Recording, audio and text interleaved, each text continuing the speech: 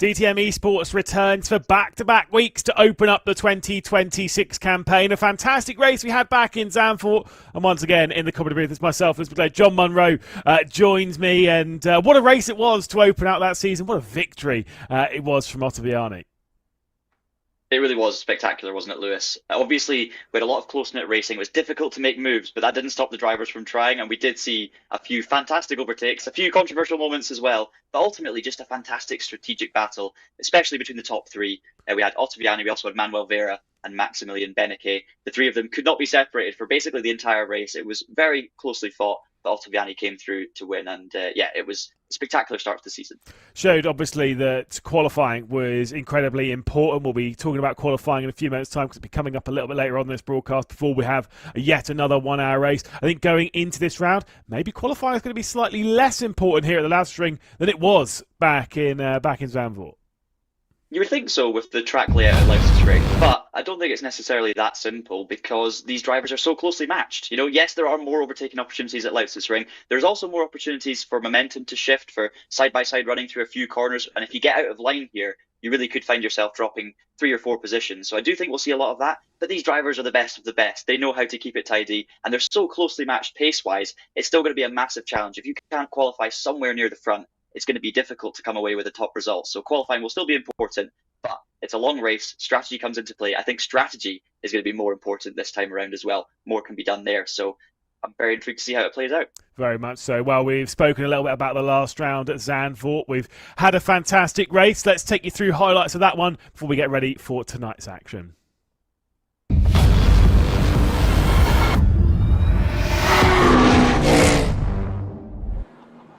Well, you can see their formation app is just beginning. Alessandro Ottaviani is in control. It's Vera, it's Ribeiro, and they're leading down into the opening corner. Still Alessandro Ottaviani hanging on to it. It's Vera, Ribeiro, and Beneke. At the moment, the top three, the two Falcon Sim Racing cars. We look at Beneke, though, onto the rear end, and out wide goes Tomas Ribeiro. Here comes the move. They go through Sky Black, and it should be Beneke coming through into third position. Brilliant move from Max Beneke. Can Max Beneke close down the gap? Answer that question is yes, he certainly can. It is coming down to just under a second between him and Vera. There's a look to the inside. Oliveira trying to make the move on Ribeiro. 4th position we're seeing the fight for. Looks to the outside, which leaves his door open to the champion. It's Lucas Muller trying to go for the move. Can't quite do it just here. I think the drive off should be better for the BS competition driver of Kaki Oliveira. It's Lucas Muller who we look to the outside, backs out of it wisely. It's going to be a big one. What can Alessandro Ottaviani do? Can Manuel Vera hold the speed? HGE Esports looking for their first victory in the DTM Esports Championship. He's very close to Alessandro Ottaviani, carrying more speed, but not close enough. Ottaviani covers him off, plays it perfectly, pole position, and will continue to be the net race leader. And is seemingly struggling a little bit, and he gets tapped! Oh, Moritz Lerner just taps the rear end of Lucas Muller going through turn 10. Leave us on the background. There's Tobias Gronewold, goes for a big move down the inside of Tim Yarchel. Gets very aggressive there on the inside, goes full send. And it's going to be 3 wide potentially here as Jonas Wana, I believe, is almost knocking the door as well. Round towards Sky Black they go. The inside line for Tobias Gronewold. Is he going to be able to hang on, or maybe sticking around the outside of Sky Black? 9 minutes and 30 seconds to decide it. That was a mistake, though, from Vera. That could open the door for Max Beneke to come through. Alessandro Ottaviani sees the gap grow to nearly a second, the largest gap that it's really been throughout the entirety of this race. Beneke looks to the outside, goes full send. He's going to go wide here. He's going to go straight on. I think there might have been a touch between the two of them, but I'm not sure if Vera was closing the door off. But regardless, Max Beneke has gone straight on. And there's more contact as Hakkinen turns Lerner around. We didn't see the start of that. But Lerner is now going to drop back, and he's going to lose more positions unless he can get that BMW going, and he has done. Wow. P7 for Lerner. That was a bit exciting, wasn't it? But look at how close Manuel Vera is. It's going to be a look to the outside, potentially here into Tarzan. The inside line generally is favoured, but can Vera get brave on the outside? He's going to go full send, but can't quite do it. The look to the inside, maybe the up and under. Not there yet. It will be Alessandro Ottaviani through the final corner to win the opening race of the 2026 season. Alessandro Ottaviani takes Vitality to the top, ahead of Vera and ahead of Beneke. Incredible stuff, and you can see there Ribeiro flashing the lights in the background, picking up P4, and only 3 seconds off the lead in the end. Great victory there from Alessandro Ottaviani. Obviously, Max Benneker involved in it. And for me, Manuel Vera really showing that form that was found back in the Red Bull Ring last season, keeping that pace up, keeping in contention, and nearly taking his first victory in DTM Esports. It was a really fun race, really interesting on strategy, wasn't it? And there was a couple of incidents in there as well, John. There certainly was. I mean, we'll start with Vera. I think you called it last week. Vera is a driver that's always been in and around the mix of the top splits and doing a good job, but he's never really been that top grade Tier A driver that's able to fight for victories day in, day out. And maybe that changes this week. He did say after the race he wasn't actually expecting to be running that near the front, but he was right there on pace. And not only was he right there, I would say he was possibly the one who showed that he could actually take the fight to Ottaviani. I think maybe Vera even had the most pace of all, but what defensive drive it was from Alessandro as well. He got very close, didn't he, Vera, with a couple of laps to go, looking around the outside into Tarzan, but it didn't happen for him. And obviously Ottaviani just kept his cool and delivered a very solid start to the season. It was a great podium, wasn't it? I mean, we can see the podium here. Alessandro Ottaviani, Manuel Vera, Max Benneker. The two of those, second and third position, had that little bit of an incident coming down into the arena, didn't they? Vera on the inside, Max Benneker trying to get to the outside. The two of them coming together. I think that one was, two drivers racing pretty hard. I understand why Benneker might feel a bit hard done by, but fair enough between the pair of them. The standings, John, a little bit. The points will look a little bit inflated because obviously points roll down through all of the splits that we have. It's not just the broadcaster split we have here. We have plenty of splits that run below this that drivers are still effectively in the same, well, they are in the same championship. There's no effectively about it. That's why some of the points look a little bit inflated. But there are a few drivers, John, that are well out of position compared to where they finished back in Zandvoort because we had a lot of penalties. There certainly were. The key ones there, Moritz Lerner, of course, you saw in the VT there, spinning Lucas Muller, who dropped all the way into 16, finished in the top 8 there in the race, but ends up 19th in the standings heading into the second round here. Turka Hakkinen, another notable one, finished in the top 5, but it was 21st in the standings for the NeedRacing.com driver. And as you can see, the points are so closely separated between the drivers. This championship really does reward consistency, and that means that the drivers who have been heavily penalised are really going to be feeling that heading into future rounds. So it's been a bit of a nightmare there. A couple of other names that didn't have a Jack Heathley obviously encountered some issues, potentially having to come through the pit lane one extra time and finishing 14th, or probably lower than that, but he's actually 14th in the standings. So still there or thereabouts standings wise. I think in general it was a poor day, Lewis, for the former champions. So Lucas Muller obviously we saw being spun around. Lerner's had his penalty. And you've got Tim Yarshall down there in 26th as well for Falcon. So he also... Yeah, I mean, you've got a couple of drivers there further down on the right-hand side. Your Shaba Hagedis, your Cody Nikolakovsky, Devin Sperry, they were racing in split 2. But that's what I mean. They're still involved in the point score. They're still involved in the championship. You see them come up in towards split 1, and maybe they'll be contending for a victory up here as well as where they were going in split 2. You mentioned Moritz Lerner a little bit earlier on there, and of course Moritz Lerner, fantastic driver, probably had quite a disappointing round there, ended up down in 7th position, obviously dropped down a little bit further in the points there, but there was a great interview with him between the two rounds. Let's see what he had to say on the build-up towards this round here at the Lausitzring. Hi Moritz, great to have you with us today. The first question is about your comeback in DTM Esports. You missed the last season, now you're back. How would you sum up your return on the championship? Yeah, it's nice to be back. Last year, I unfortunately had to watch from the basically grandstands, and also the previous year kind of doing it part-time. Now back full-time, which I really love, since it's kind of the championship, that kickstarted a lot of things for me. So happy to be back, and also happy that I had, I would say, a good race, a decent race. Probably wasn't the very best, since the very best, as you can tell from the previous years, was always like winning races. But it's gotten a lot more harder these days to win races in DTM Esports. A lot more really good drivers, and a lot of drivers that stepped up from previously not being up to top. So pretty nice to see. But definitely a new format of like 2 pit stops and everything was a ton of fun for me. So much strategy you can do, so much thinking you can do in the race, and work with the pace you have, and that was a lot of fun. And even though it was only P7 in the end, I had a lot of fun, and I'm quite happy with the result. Exactly what we saw too. The opening round was quite intense, so we never saw a first race of a championship with so many fights. Why do you think is it like it is?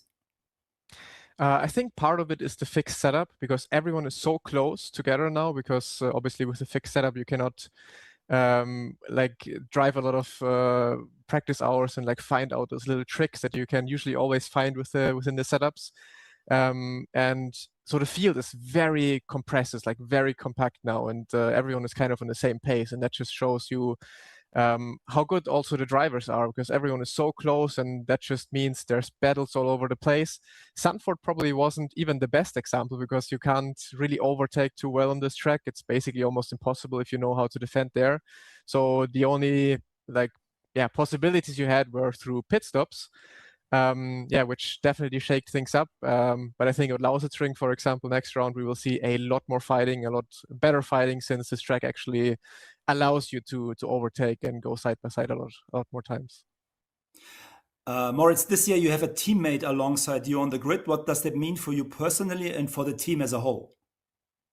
It's definitely great to have a teammate again. Back then was when I still was with Dur, we had like a huge team. And that you definitely know, like you know when you have like teammates around you, first of all in practice already you push yourself forward. You can find out some more little details in the track that you can improve on, and definitely in the races it helps to have teammates around you. And now with Max, obviously I have one of the best drivers in the world as my teammate, so definitely we learn off of each other. I can definitely give him some tips as like the RaceRoom the kind of RaceRoom driver, and he's always like one step ahead in terms of like finding pace, finding those little things where I can still learn a lot of stuff as well. So it definitely works out well with between us to push each other, and in the race oftentimes, like for example at Zandvoort, we didn't really have the opportunity now to work together because we were just in different starting positions. But I think in the future now, for the next couple of races, when we're actually like maybe behind each other on track, then we can definitely work together, which definitely helps comparing to the previous year when I was driving basically without a teammate. Makes it a bit harder to drive alone, not really knowing where's the pace, how much can I still extract out of the car. So definitely nice to have Max alongside me. Probably, one of the best teammates you can have to really push yourself. You mentioned your old team, the DTM Esports team and the Falcon Sim Racing guys. I think you had an unlucky contact with one of your best friends, right? Yeah, very unlucky. It was very nice to fight again against Lucas, obviously old teammate, good friend of mine. Now maybe also ex-friend after what happened. But no, we talked about afterwards. I obviously said sorry immediately. Hard battle throughout the second half of the race with him, and unfortunately, incident happened.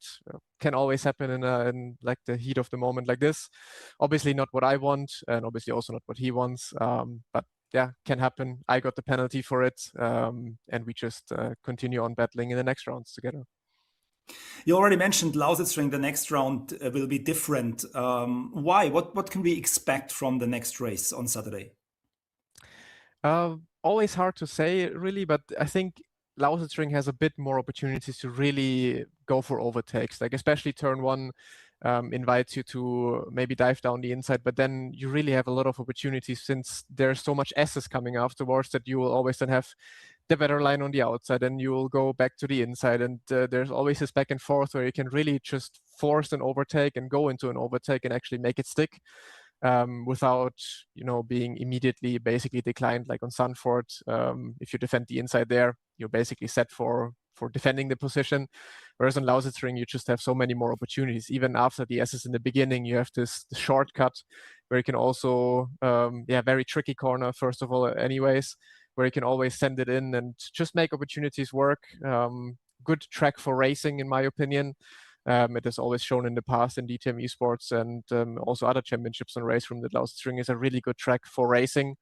And combined now with the strategy calls that we can do with the 2 pit stops, I think it's going to be a great spectacle.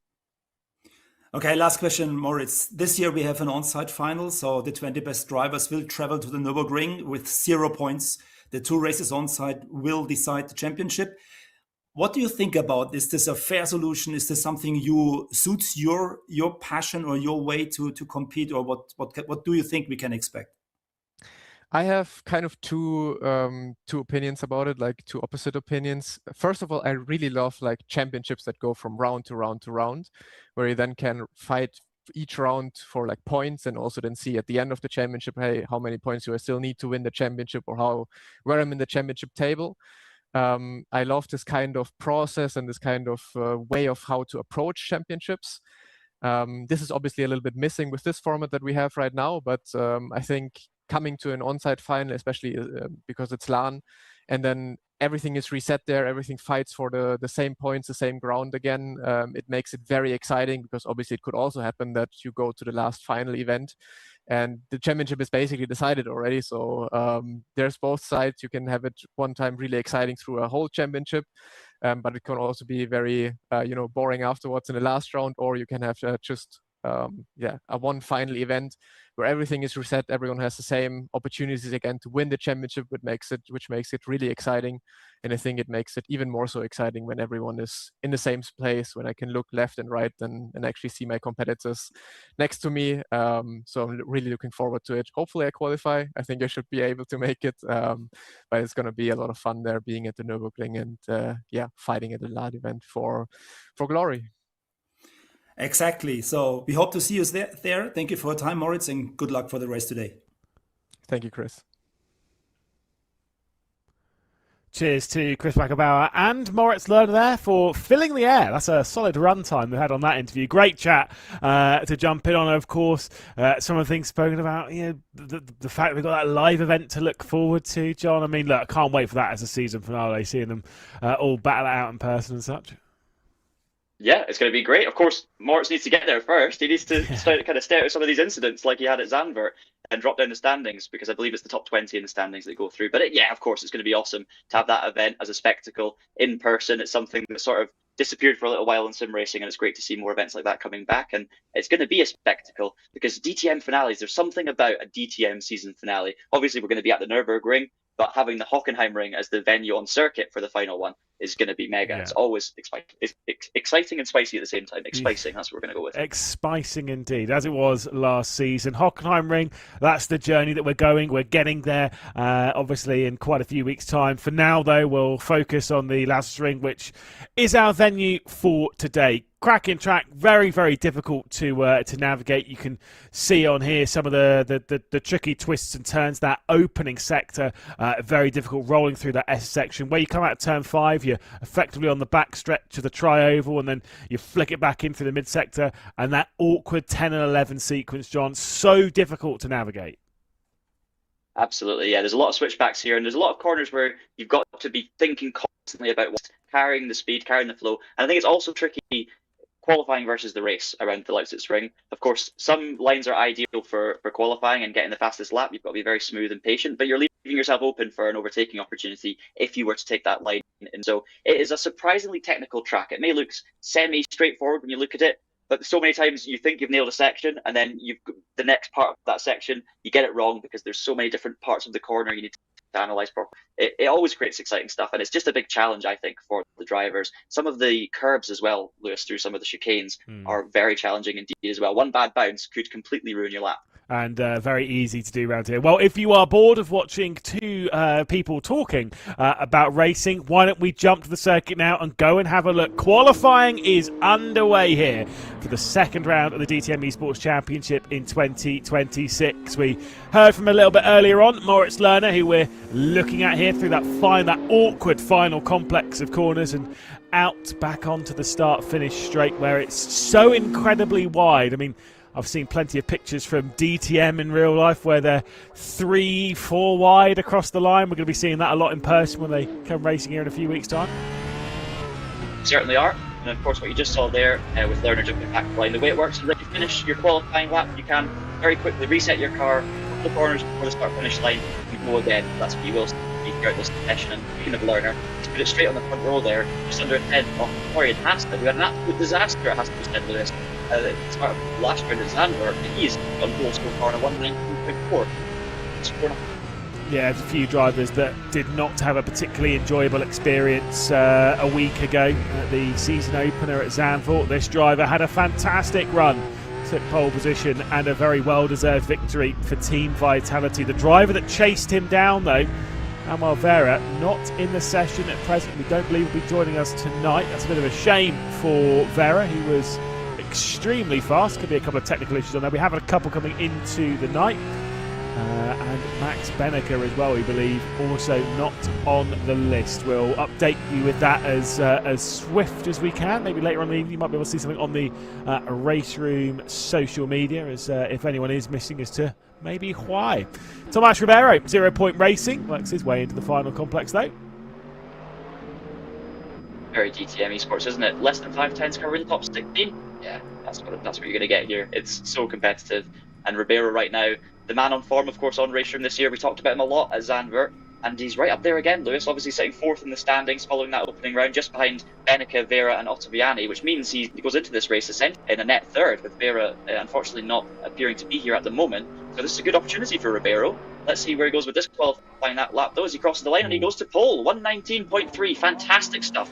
Benneker just behind. Yeah, we found Benneker. He is there. That's fine. We're all right. He popped his way onto the list, almost under pole position, but we're going to get that a little bit this evening, at least here in the qualifying session, where everyone has the circuit to themselves and then can escape and then get themselves back out. We'll see all those times flood their way in. So as much as anyone's looking like they're on a great lap time, suddenly it will be over before you know it. Benneker will be across the line to begin a lap. John, talk us through this opening sector. Yeah, really, really difficult to spot your point into turn 1. You've got to watch out for that curb on the inside, bouncing you offline. Just keep 2 wheels inside the white line, and you're right, left, all about your placement over the curbs here.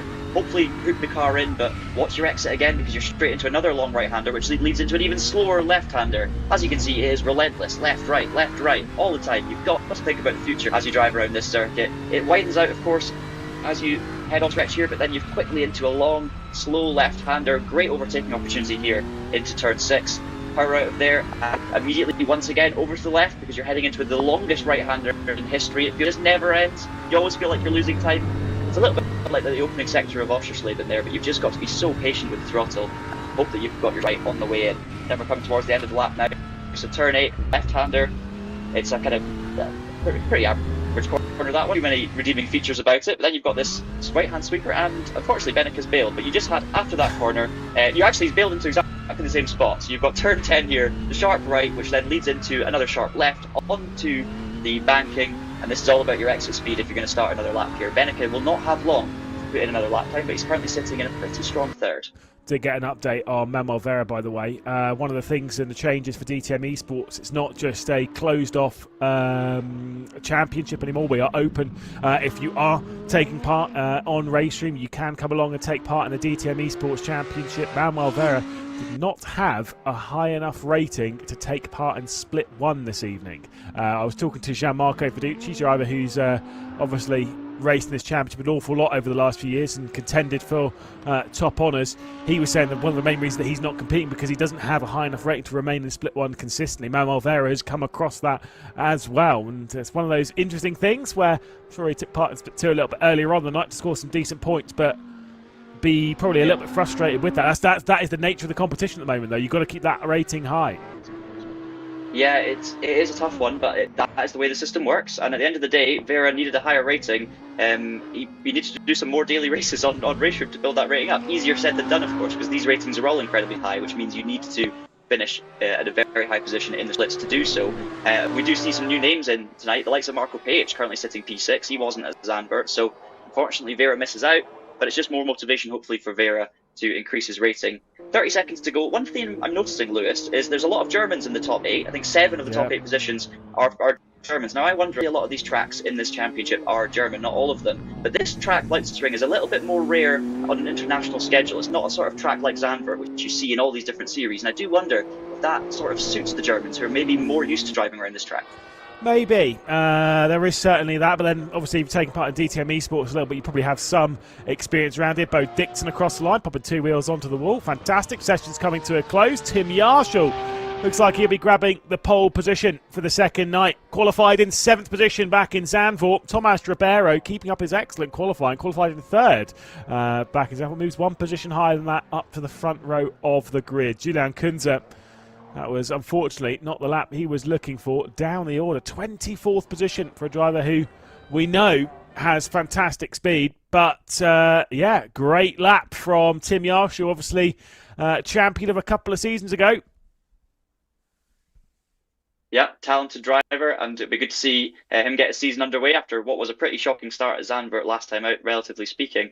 Other notable names there, Florian Haase right near the front. Good to see after the disaster of Zandvoort. So we are yet to see what Haase's race pace strategy will do. So that's going to be intriguing to keep an eye on. And Maximilian Benneke, once again, sitting there in P3, collecting the points. Obviously, it's only qualifying, but it's a good sign for Benneke in terms of putting together a championship campaign here, Lewis, because clearly this is a man we know is talented, we know is experienced, but also he's proven consistency on RaceRoom. So very exciting.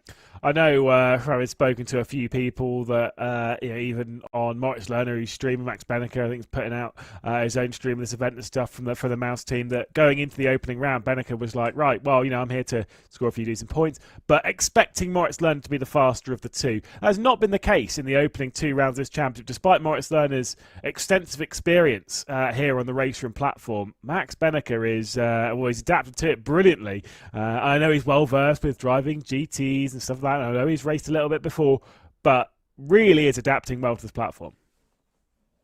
He absolutely is. Benneke and Lerner, what a team you've got there. You've got the man who we would say is just a RaceRoom expert and is always at the top, always consistent, puts in the hard yards in Moritz Lerner. And I'm very much expecting him to be right at the front going on throughout the season. But yeah, Benneke at the moment is just slightly having the edge. We've seen it at Zandvoort. Obviously, it's very, very early days. But Benneke has proven he's good on RaceRoom, he's consistent on RaceRoom, and he's only going to get better, Lewis. You'd have to say someone like Maximilian Benneke, who's got more of a kind of widespread of experience across different, less focused, quite possibly has a higher ceiling, more to learn. Saying that, there's not much more you can do than putting it in the top 3. So yeah, fascinating to see how that unfolds throughout the season, if there an inter-team rivalry spawns there. But I would expect Moritz Lerner to be pushing him in a few races later on. Definitely. Well, we're moments away from another 1 hour race. Should be a lot of fun, this one. Tim Yarshall starting for the front alongside Tomás Ribeiro. Great opportunity for the Portuguese driver to steal away the victory. Got a couple of minutes before we get to that point. Thinking about some of those drivers that are towards the front there. Your Yarshall's, Ribeiro's, Benneke's, Haase's, Lerner's, who's up there as well. Where are you looking, John, for a victory to come from? And do you think that it's going to come through that strategy game and playing those 2 pit stops as well as you can? It certainly is. I was going to talk about that, actually. It's 2 mandatory stops, a 60-minute race for those of you who weren't with us last week. So it's not necessarily about conserving tyres too much. Every single pit stop is a mandatory tyre stop, so you have to take new tyres. It means that, generally speaking, the tyres are only going to do 20 to 30 minutes of running, assuming a regular strategy. But that does allow drivers something a bit different, right? To be able to pit really early on in the race, save a pit stop till right near the end, undercuts, overcuts, getting out of traffic. There's all sorts of scope to do interesting things here. So I think this sort of setup for the race is going to suit the drivers who are tactically astute. Drivers with a lot of experience. Tim Yarshall, very difficult to look too far past him. He's shown the skill he's got in these cars on this platform before. He's done it, and he's right at the front. He needs the points, so I'm expecting Yarshall to put that Falcon team is also stacked full of talent as well. So I'm expecting a few Falcon cars to be towards the front. Keeping an eye out on Tomás Ribeiro, we've said it already. He is the man in form on RaceRoom for me. I'm not surprised in a good spot at Zandvoort, but for a while it maybe wasn't looking like he was going to finish as high up as he did. Clearly came on strong the longer the race went on. So I would expect if Tomás Ribeiro shows anything like the race pace he's shown throughout the year on RaceRoom, he's going to be in with a shout. Yeah, obviously we'll be seeing how that race start unfolds, seeing how the opening few corners unfold, which is going to be dramatic. It is obviously quite narrow in that opening sector, and I'm sure drivers will already be thinking, even now, before the race has begun, about when they're making their 2 mandatory pit stops that they must make. The first one has to come within the pit window, which opens about 15-20 minutes into the race, and then the second one can come at any point after that. Now, last round, John, we saw a lot of people basically copying the strategies, especially from that top grouping between Ottaviano, between Vera and between Benneke. I don't think we'll be necessarily seeing the same thing here. It's definitely going to be a bit different around the Lausitzring, just simply because the nature of the circuit makes it a little bit easier to throw a move on someone. You're not as much in a train. I think what was happening is everyone was reacting at Zandvoort, right? We saw Vera pit. The next lap, Ottaviani, who was ahead of him, straight into the pits. What was amazing to me was how consistent the pit stop times were. Everyone was spending exactly the same amount of time on pit road. They were clearly very well practiced. And then when they came out the pits, it would be exactly as it was before the pit stops. Now, at Lausitzring, obviously we could see reactive pit stops. If someone behind you goes for the undercut, maybe you're going to come out and cover them. But it's more difficult to cover around here, I think, than Zandvoort. And it's less of, you're going to see less train style racing, I think, around here. Even in the early laps, Lewis, you've got the opening sector, for example, left, right, constantly. There's no inside or outside line here. You just have to put your car somewhere and hope that that side of the track ends up, going in your favor, because it's all over the place.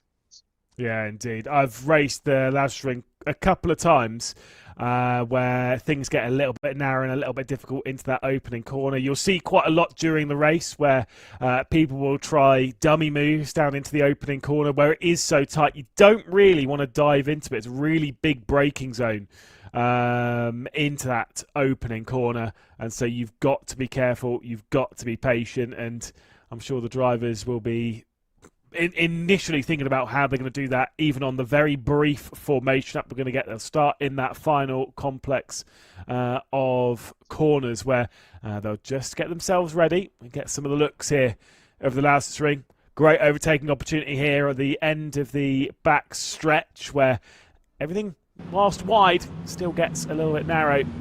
Work their way onto the start-finish straight. It's Tim Yarshall, it's Tomas Ribeiro, Max Benneker and Florian Haase at the opening couple of rows. We'll get ourselves ready and we'll stick an hour onto the clock. 2 pit stops ahead, and round 2 of the 2026 DTM Esports Championship is about to be go. Tim Yarshall, are we waiting for those green lights? And we are racing down into the opening complex. Couple of cars in the background already trying to switch for position. But Tim Yarshall will lead us. Oh, he's not going yet. He's waiting for it. I think they're actually going to be going round for a formation lap. Never mind. I was getting ready for that to be full racing, but clearly race control said we're doing a formation lap here, boys. I was expecting the full race there, Lewis, as well. I was really expecting them to be going, and I was wondering what was going on there. So we were opposite last time. So one day we'll get it right. Yeah, look, it is what it is. I was ready with that. Yeah, it's fine. But we obviously there's been a couple of technical issues and we're rolling through it, but we're figuring it out as we go. So we have a manual formation up, which does mean that we lose probably a couple of minutes of the race. And for Tim Yarshall, I did think it was a very long run down into the opening corner, but clearly we're all right. Yeah, for sure. It was a bizarre one, wasn't it? But it gives us more of a chance, I guess, to have a look at the grid here. You've got Yarshall, Ribeiro, Benneker, Haase, Lerner, your top 5. Marco Page, of course, one to watch. Lewis, back from P6. We didn't see him last time, but we know the experience that this driver has. And again, another one like Benneker, done it across multiple platforms as well, has Page. So he's got a vast array of experience here. Gronewald, P7, another driver who was penalised, we believe, in the first round. Got a better result than his championship standings show. So that's going to be another driver who's looking to score as many points as possible to make up for lost ground there. And you've got Roche, Oliveira and Houben. It does look like they're doing a sort of manual formation lap here, Lewis, just to make sure everyone's sorted. So that explains the confusion. The timer, as you can see at the top left, has started. So the race is technically green, but of course all these drivers behaving themselves, and we're doing a manual formation lap before we get going. Attempt number 2, and I'll hopefully not make quite the fool of myself. We're all right. DTM Esports began with an excellent victory from Alessandro Ottaviani, but now the championship leader right in the middle of the field. Tim Yarshall, the champion of a couple of years ago, will head the field into the final complex of corners. Lucas Müller, the champion of last season, will start from just outside the top 10. No question marks to be how clean is this start going to be. Tim Yarshall, Tomas Ribeiro, Max Benneker, Florian Haase, Lerner, Page, Gronewald, Roche, Oliveira and Nicholas Houben, the top 10. 1 hour racing around one of the most recognisable circuits in Germany as Tim Yarshall at the front of the field for Falcon Sim Racing and waiting for the opportunity to go down into the opening corner. Incredibly tight the left-hander will be as we wait for the line. Coming up now, the race start. Tim Yarshall is leading the field. We are green here at the Lausitzring. And there's Tim Yarshall with a perfect start, covering over Tomas Ribeiro. Max Benneker straight down the inside for Maus, getting aggressive at the opening corner. The big Mercedes around the outside of Ribeiro was trying to hold firm against Benneker, but he sent it straight around the outside. He was on the podium back in Zandvoort. And Beneke makes a mark and up to second position for him here today. Ribeiro under pressure from now, the teammate of Max Beneke, but there was no moves happening there, and the 0-point car will hold on. Lerner and Haas are now side by side in 4th and 5th. Into turn 6 then, and it's Linus Stern for the front row here. Mouse, what a great start it was for that team, up to 2nd and 4th with Beneke and Lerner respectively. Great to see some shoulder barging going on there between Beneke and Ribeiro through the opening sector. Nothing bad, I don't think. It was just great, close racing. Obviously Beneke coming out on top there, ahead of the Portuguese driver. Hasse down to 5th, now under pressure from Gronewald around the outside in the white BMW. Yeah, big break, seeing if Gronewald can do it around this part of the circuit. The thing is that inside line, that midpoint of the corner really is favoured and not too far behind is Marco Page, a couple of positions behind his BS competition teammate Kaiki Oliveira. You've got TC Esports up there with Jack Keithley. You can see the distinctive blue, gold, bit of black on there as well as Thibaut Courtois' Esports team. On to the start-finish straight to complete the opening lap. It's Tim Yarshall from Beneke, Ribeiro, Lerner and Haas at the top 5. You can see that defensive line coming in from the Audi behind. It's Roche defending from Oliveira at the back end of the top 10. Oliveira's looking to the outside as we've got here. Gronewald's in a little bit too deep. Florian Haas will come back up and under. And now Marco Page going straight around the outside of the second corner. Fantastic stuff and a great move from Marco Page. I didn't know which battle to watch there, Lewis. It was all happening. Page, Gronewald, Oliveira, Roche and Keithley 3 wide into the first corner. This is the sort of racing we didn't see at Zandvoort, of course, because there's the space here to run 2 or even 3 wide, but it gets very tight very quickly, so you've got to sort yourself out. Looked like Gronewald just went in a little bit too deep. Page back underneath and back up to P6. But fascinating stuff so far, and drivers seeming to be keeping it pretty clean at the moment. We've got 28 drivers all separated by less than 10 seconds, so no big disasters early on. Look at the army of Porsches from 15th to 21st. Alessandro Ottaviani, the champion leader, leading the train. He's got his teammate in Hani Jovski directly behind him for the Vitality team. Yeah, we'll see that one a few back from where we are. As you can see on the back of NeedRacing.com, Turka Hakkinen finished in 5th position in the opening round of the championship. There's a couple of slides coming in here through what is effectively the penultimate complex on this track. I will say in my times of driving the Lausitzring, never have I found the flow through those double hairpin sequence. Reminds me a lot of the double hairpin sequence at Indianapolis back in the day. It's rush defence here from Jack Keithley to the outside. Up and under, and he gets one wheel just about overlap, but not enough from Keithley, who remains in 10th. He's going to now look to the outside, or what will become the outside, for the turn 4 right-hander, and you can see there he's just going to get muscled out, but as long as you can keep a nose in, then you get the inside for turn 5, and this is it. It's switchback after switchback, so you've just got to hold on in there, Lewis, keep your line, and if you can just about keep an overlap going, there's a good chance you'll come out on top, just as Keithley's done there ahead of Roche. And immediately Roche comes under pressure from Lukas Müller, of course, reigning champion here at the DTM Esports Championship in that Falcon BMW just behind. You were saying there, Ottaviani further back in the field for this one, 15th and 16th for the 2 Vitality drivers, and it just shows the strength and depth here, Lewis, because you've got Ottaviani, of course, winning last time out, sitting in P15 right now, where Beneke's consistency really paying off at the moment in these early stages. And there comes a potential move right around the outside. Nicholas Halbert trying to defend from Jonas Vanna, the Alpha 1 by SX car. Outside, he's going to go into the penultimate corner, but can't quite get the move done there. Leads to the inside for what is effectively the final. And off of that last hairpin into the banking of what is effectively the 3rd corner on the oval. Jonas Vanna will be able to get through. So Halbert drops back. That's actually going to allow Lukas Müller to get on the attack of Roche without the fear of being attacked himself on the start-finish straight. Incredibly long it is. And there is going to be a move for 11th position, we believe. Halben to the outside, getting aggressive here for 12th. Can't quite do it. Jonas Vanna, they're still side by side in this opening complex. Incredible stuff between the BMW and the Porsche. Outside line for Jonas Vanna will come the inside line as we head out here onto the mid-stretch. And there was a lot of work here in this fight that finally comes to a close, but is it completely over?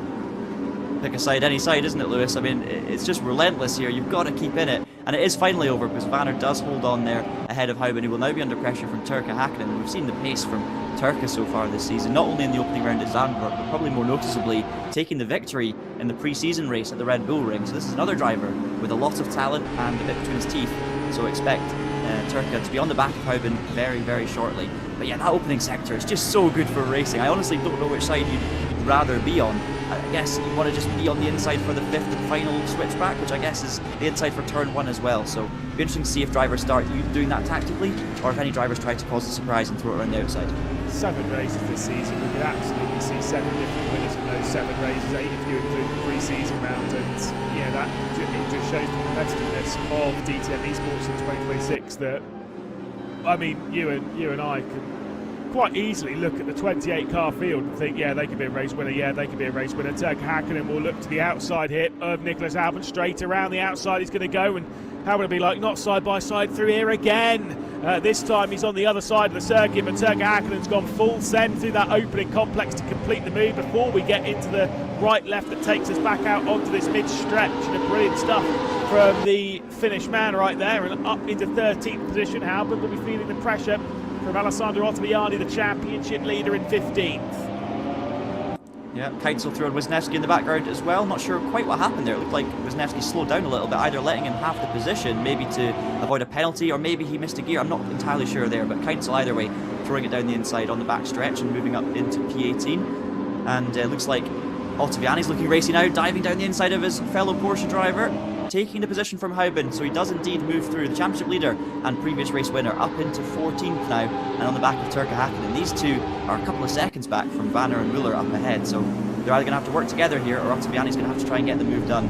But as you say, Lewis, they're so closely matched, anyone can take the win here, so it's not as if, just because Ottaviani's our championship leader, it doesn't mean he's going to have the edge over these other drivers. He's going to have to really work for this. But then it's time to move towards the pit sequence where we'll see the drivers come into the pit lane. And really for Alessandro Ottaviani, a bit of weaving there between this group, running down to the opening corner. We'll be sat there thinking, right, how do I get some clean air? How do I get out of this fight? Is it staying in it, getting to the front of it and then trying to pull away from it? Or is the easy way to come into the pit lane? But already sitting 10 seconds off of the race lead. You can tell that Alessandro Ottaviani's chances of going after the victory are all but done for the day. Speaking of those chances, Max Benneker right onto the rear end of Tim Yarshall. The two of these are about to go toe-to-toe. It's the Audi R8 of Yarshall leading, the BMW M4 of Max Benneker, the AMG Merc of Tomas Ribeiro in third. It's very tight between this top grouping. 4 of them there, because you cannot count out Moritz Lerner in fourth. Just about to say, if I was Lerner right now, I would be considering a stop, to be honest, Lewis. You've got this kind of 4-car train, but Lerner not quite able to hang on. Maybe he needs to follow these guys to try and stay on the pace. But alternatively, you could say if you're at the back of a train right now, you're considering coming in for an early stop. There's no need to if you're at the front of a train, because you're risking losing that track position. But the likes of Lerner, I wouldn't be too shocked if we see him in early. Benneker's got the run though on Yarshall, slipstreaming the Audi, and he's going to look to the inside, is he? Nope. Yarshall covers the inside line, so Benneker's going to look to the outside. Will he try the up and under here? Switches back to the left, Yarshall goes in a little bit deep, and this could work out for Benneker here. He's going to eventually have the inside line by the time we get through to turn 5. Is he in fact going to get the move done before then? He is. He slots in front of Yarshall. Bit of contact, but Benneker through turn 3 takes the lead, and Tomas Ribeiro and Lerner all of a sudden are right there too. Brilliant move there from Max Benneker to take over the race lead, hunting for a victory, for his first victory in DTM Esports. Of course, we have seen Mouse in the championship before. That was back when Moritz Lerner did the 2024 season. Now we're seeing it in the hands of Max Benneker, who leads the field here for the first time in his DTM Esports career. I get the feeling that was it was a well-earned move, but I think we're a long way from calling him a race winner here, and he's got a lot of pressure on his shoulders. Tim Yarshall will certainly not enjoy the fact that he's been overtaken there. 3 Germans versus 1 Portuguese driver, Tomas Ribeiro, who time and time again has been the form man, at least when it comes to the rank side of things here. On RaceRoom, sits not too far behind in that 0-point car.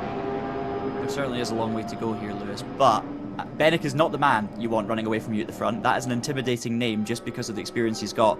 Keep an eye here on Ribeiro. He's going to look to do exactly the same on Yarshall. Yarshall's actually gone in deep. He's gone in too deep, and he's not meaning... I don't think he was meaning to make an overtake there, Lewis. He's just gone in deep trying to defend, and Benneker has actually been hit up the rear. So Yarshall's going to have to be careful. He doesn't do that too often, but it worked for him, you know, either way. Lucky, I think, that he didn't turn Benneker into a spin there. But Ribeiro, of course, then has to slot back into third, and Lerner's all over the back of them again. So that could have been much worse as a situation there heading into turn 1. It looks like Yarshall trying to brake late, but just doesn't quite have that Audi under as much control as the BMW and Mercedes around it.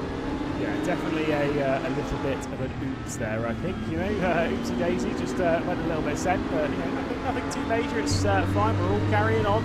4 cars within a second here at the top end of round 2, and Marco Payet sitting 2.7 seconds off. See if the BS competition driver can maybe do something to close in on the quartet that leads the field. We're approaching the pit window.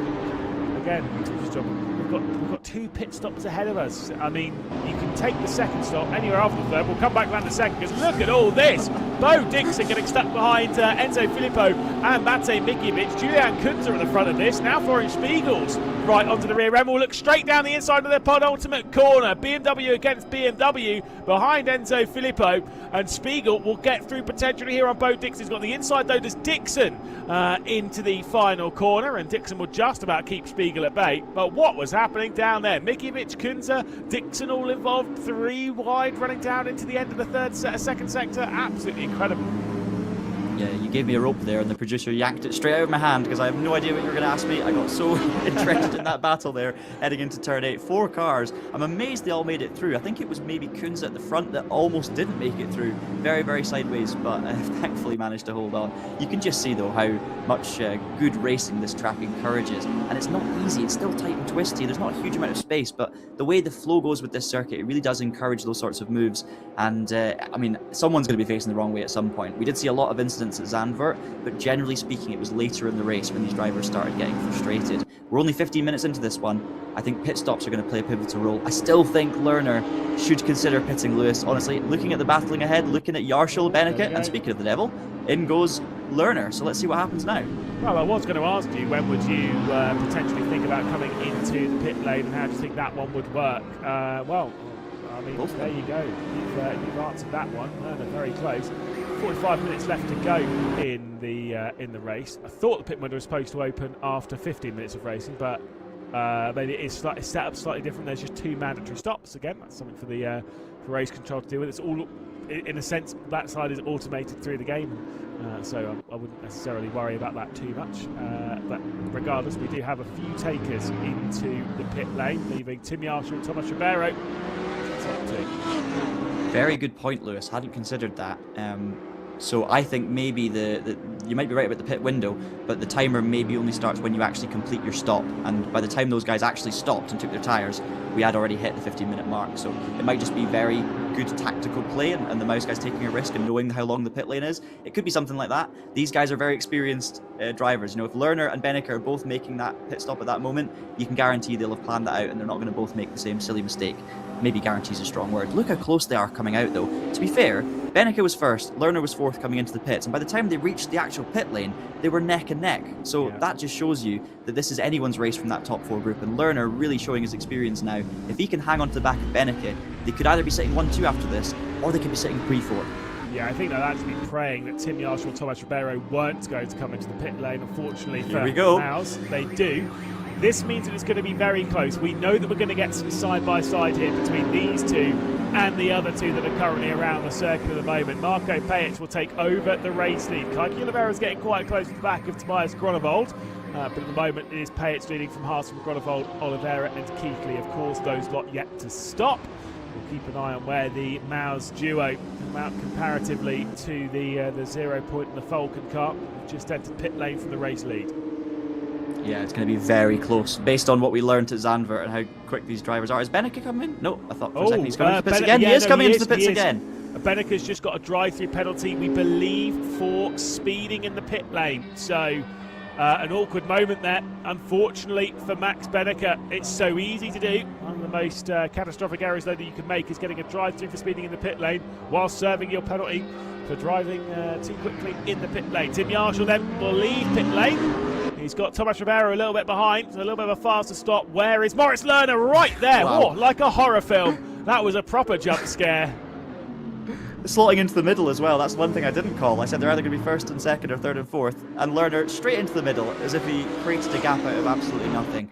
Disaster for Benneke. I said the 2 of these Mouse drivers are so experienced, they're not going to both make the same mistake. Well, it turns out one of them made a mistake. It was just a different mistake, and that was Maximilian Benneke. this is where Lerner's RaceRoom prowess really comes in, because all of a sudden he finds himself in P2, and all that stuff we said before the race about Lerner struggling, not struggling, but a little bit off his teammate, throw that out the window, because Lerner's in the box seat right now. He's well in contention for victory this afternoon. Bit of contact there between Julian Kunze and Matej Nikiewicz, just ahead of Max Benneker, who will be a little bit frustrated. He's out of position, but you cannot let that red mist take over. You've got to take control here. It's a long championship and the build-up towards that final couple of rounds in person. We go to the Nürburgring in person. So in the Arshall, we look back from 13th position. I mean, look, Max Benneker from 25th position can still get a solid race result. At this point, it's going to be, well, after the pit stops have all been completed for everyone, probably will be around. Oh, he did get a second drive-through. What did I just say, John? You cannot get a drive-through for serving a penalty for getting a speeding in the pit lane. Like, incredible stuff.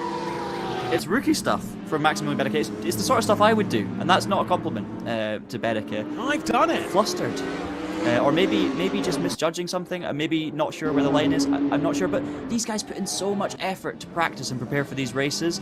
It's the sort of mistake that you just cannot afford to be doing. And on round 2 of the championship, it's still early doors, but you would think you would just leave a little bit of margin. I am surprised that Benneker's done that, but hey, it happens. Oh.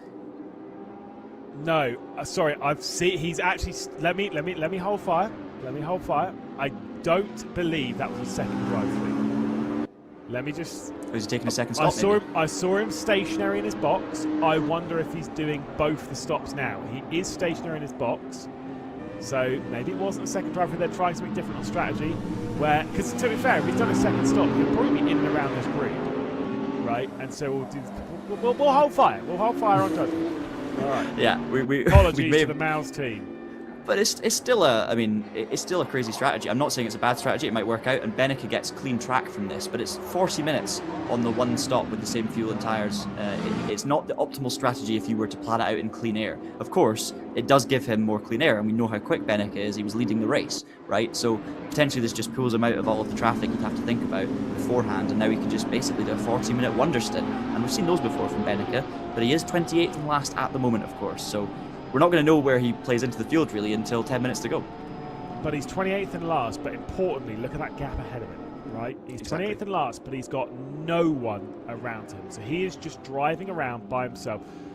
Now that we all calm down here in the commentary booth, me mainly, you start to understand that obviously there's going to be clean air ahead, and that will probably last for the next 15 to 20 minutes, depending on when the others will stop. But he'll probably jump a load of those portions that he would have had to have fought his way through by just lapping by himself, trying to rescue a better result. Apologies for the idea that Max Benneker might have got 2 drive-through penalties stacked on top of each other. I only say, I've done it, but Benneker's a vastly superior driver to myself. We'll see where he ends up. I still maintain, if he didn't get a second penalty, that a top 10 is absolutely possible. And when this championship point system really rewards consistency, I think that would actually be, relatively speaking, fun. I think you're right, but you've got to look around at the competition here as well. I mean, Ribeiro sitting 4th in the championship right now.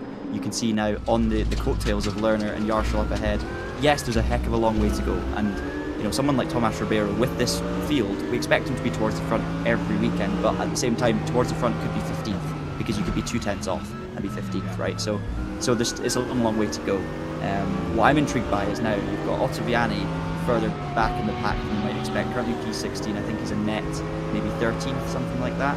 You've got obviously Vera not unfortunately making split 1 on this occasion, and you've got Benneker dropping down, you've got Wisniewski down in 20th as well. So it's just incredible to see such a big change up in the order here. Kiko Oliveira will be looking good in the championship now, sitting P9. He was up there in the early rounds, and of course Ribeiro, who I've talked about, the man who going into the season I would have said is not in any way a dark horse, just an absolute guarantee as one of the favourites, suddenly looking strong here.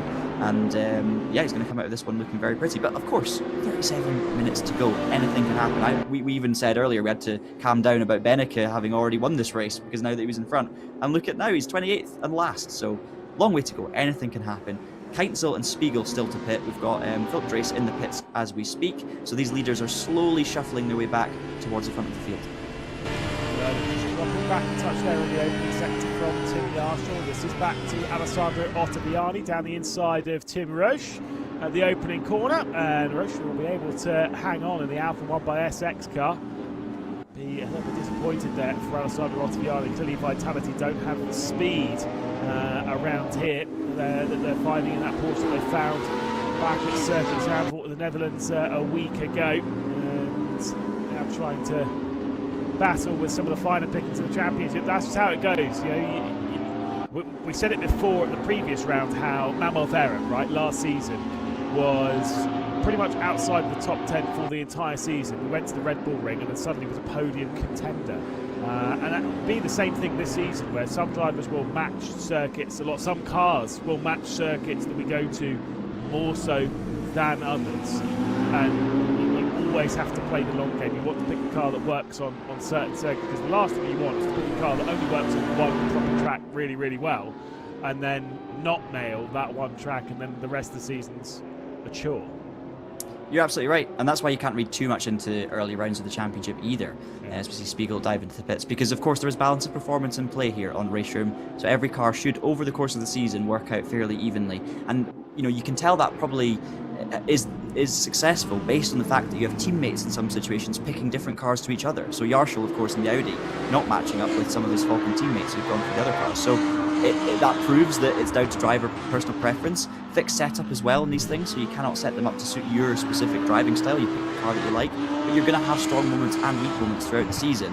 It was pretty close, I have to say, at Zandvoort between everyone, but Porsches ended up 1 and 2 on top of the field, and all of a sudden now you've got all of the Porsches other than, well, Keinsel, who's not pitted, you've got all of the Porsches from Ottaviani down, with wingman Jajowski in close pursuit. So it clearly isn't a Porsche track.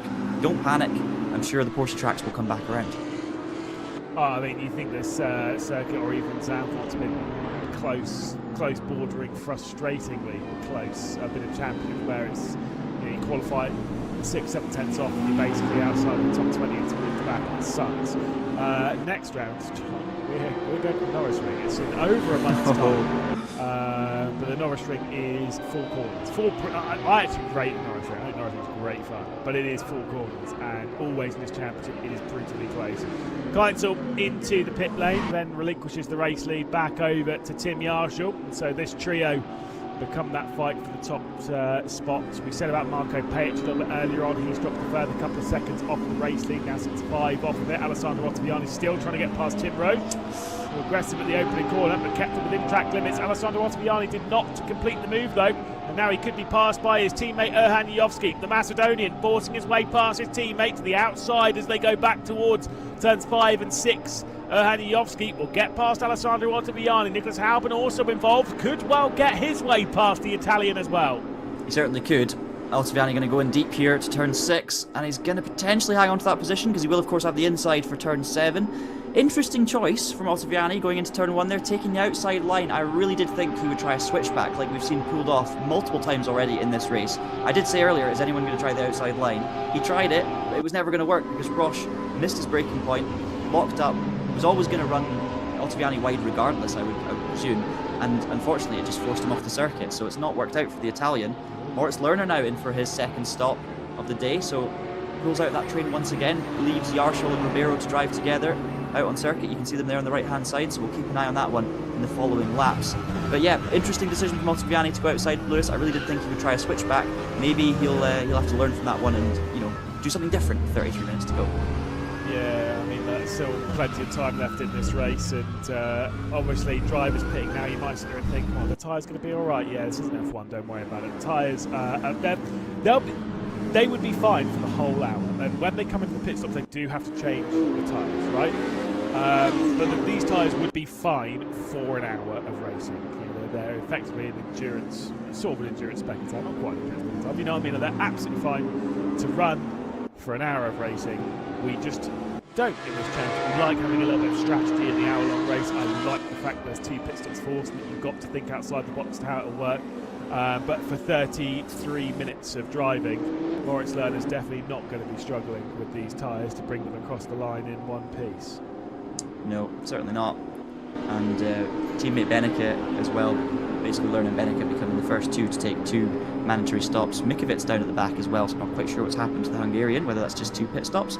Quite possibly. Wisniewski also looks like he's in as well, so slowly Beneke begins to pick up a few spots, and he's actually closed right in on a couple as well. Vanner, Hauben, Temenga. I think maybe it's just pit stops from 24th down, to be honest, looking at the names there. You've got Groenewold coming into the pits as well in the BMW, as we keep an eye there on Tomas Ribeiro. Interesting, Yarshall and Ribeiro continue on, so there's no reaction this time on the immediate lap after. Maybe they're not quite as fearful of Lerner's outright pace compared to Beneke in front. I'm not sure. Either way, it'd be interesting to see if these two pit at the same time again, or if Ribeiro decides to do something different to Yarshall. I did think it was interesting that Tim Yarshall and Tomas Ribeiro both remained out on the circuit. And last time they covered them off by a lap, and even looking back at the opening round of the championship in Zandvoort, the top trio that were doing battle there, Manuel Vera, Alessandro Ottaviani and Max Beneke, were all basically pitting the trio within a lap or two of each other. Let's see if these two will continue out a little bit longer, maybe not fancying a half-hour stint to round out the second round of the DTM Esports Championship. There's side by side, and the left-hand side has Moritz Lerner, the leader of those that have done 2 stops. And interestingly enough, our top 2 not venturing their way into the pit lane this time. They're confident in their own pace, so we'll have to keep an eye as to where they end up in a few laps' time when they do decide to work their way down into pit lane. Just behind these two, Keithley and Page, side by side, I think, heading out of the last corner. There you can see, actually, Keithley's in the pit, so they were swapping places. I thought they were side by side. Nope, Keithley is in the pit lane, so we'll see where he comes out relative to the likes of Ottaviani and co. You've got Lerner, as you say, leading the pack, 44.6 seconds off the lead, so we're looking at around about 45 seconds for a pit stop, just under. So it's anyone's guess as to whether Yarshall, Ribeiro, or of course, Lerner are going to be leading after these stops cycle, but we could be waiting another 15 minutes, Lewis, before we see these stops. As you talked about, the tyres really not making a big difference. You've got Niklas Hauben going in pretty deep there into the left-hander. He's got a couple of Vitality cars either side, Ottaviani and Jujovski, of course. These guys about 15 seconds off of Lerner, so not really in the mix here for a win, Lewis, but certainly fighting to try and break into that top 12 in the race. We haven't seen too many big incidents in this race so far. I'm probably cursing it by saying that, but we've seen a couple of small bits of contact, but we haven't really seen any big crashes or flashpoints. So maybe less penalties on the cards. Maybe I'm cursing it by saying that. I'm not sure. I know you don't believe in the commentator's curse, Lewis, but I don't. But I'm sure BS competition yesterday will be and I was like, wow, they're running really. Oh, one of them's backwards. Well, you don't believe in the curse, but you may believe in racing drivers making mistakes and crashing. Yeah, exactly. I don't believe in the commentator's curse. I believe in bad luck and bad driving. And apply those principles well. Racing drivers don't like hearing that. Don't worry though, when it comes to large crashes, we're not racing at Monza this season, so we'll be safe with whatever's happening there in GT World Challenge of the weekend. An enormous crash. Caused by a sim racer, by the way. Indeed. One of them. Just good vibes. Clearly, your public lobby racing is vibing in real life as well. Tim Yarshall continues to lead from Tomas Ribeiro. The two of them are waiting their second. You mentioned that we might not see it for another 15 minutes. Technically speaking, there is nothing to say that they couldn't go to 25 minutes from this point. Your second stop, there is no mandatory requirement as to when you do it, as long as it's after the first one and before the checkered flag, for the final lap. Tomas Ribeiro said, no. Oh, I'm going now, bye-bye. Just to flag something though, the gap that's important here is Lerner. So that gap's been coming down from 44.6 to 43.8. Lerner's got clean air, and he's going to have clean air for most of this race as the drivers in front of him pit. He's got a 15-second gap in front of him. I think, based on the pace we've seen from Lerner and the gap changes, he's going to come out ahead of Ribeiro, and I wouldn't be surprised if Lerner ends up ahead of Yarshall after Yarshall's pit stop. But, of course, we'll have to wait and see, because anything can happen at this point, and we're talking tenths per lap, Lerner, in fact, looking at the gap now, it's going back up again, so I don't know if something's happened there to Lerner, or if it's just up and down a bit, but yeah, it's very hard to know. It could be a little bit of just the sectors. Exactly. Yeah, which is why you can't really predict what's going to happen until we see it. But of course, we're going to see here with the two pictures on. You've got Lerner on the right, you've got Tomas Ribeiro, the flying Portuguese driver, on the left for 0 Point Racing. Look how close Lerner gets to the tyre wall there on the exit of turn 11. Flat out through T12, 4 lanes on the speedway, out towards the wall on the outside. Ribeiro's still stationary, but right down the end of the pit lane. So Lerner's coming through at full speed. It looks at the moment like it's going to be Lerner. Ribeiro's about to head off, I'm sure, but Lerner enters turn 1. And in fact, Lerner's got a massive jump here on the Portuguese driver. You see him in the background. Lerner's miles out in front. Yeah, indeed. Incredible there from the Maus team and from Moritz Lerner. Great strategy has given him a potentially very comfortable lead at present. 27 minutes and 12 seconds left to go in the race. Tim Yarshall's still yet to come into the pit lane, and when he does, we'll see what the gap ends up being. Marco Pajic has found his way onto the lane though.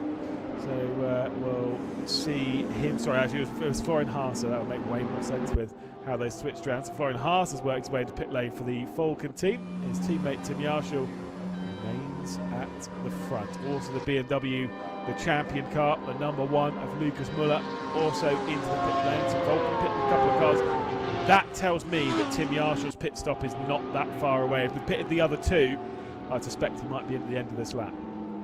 Yep.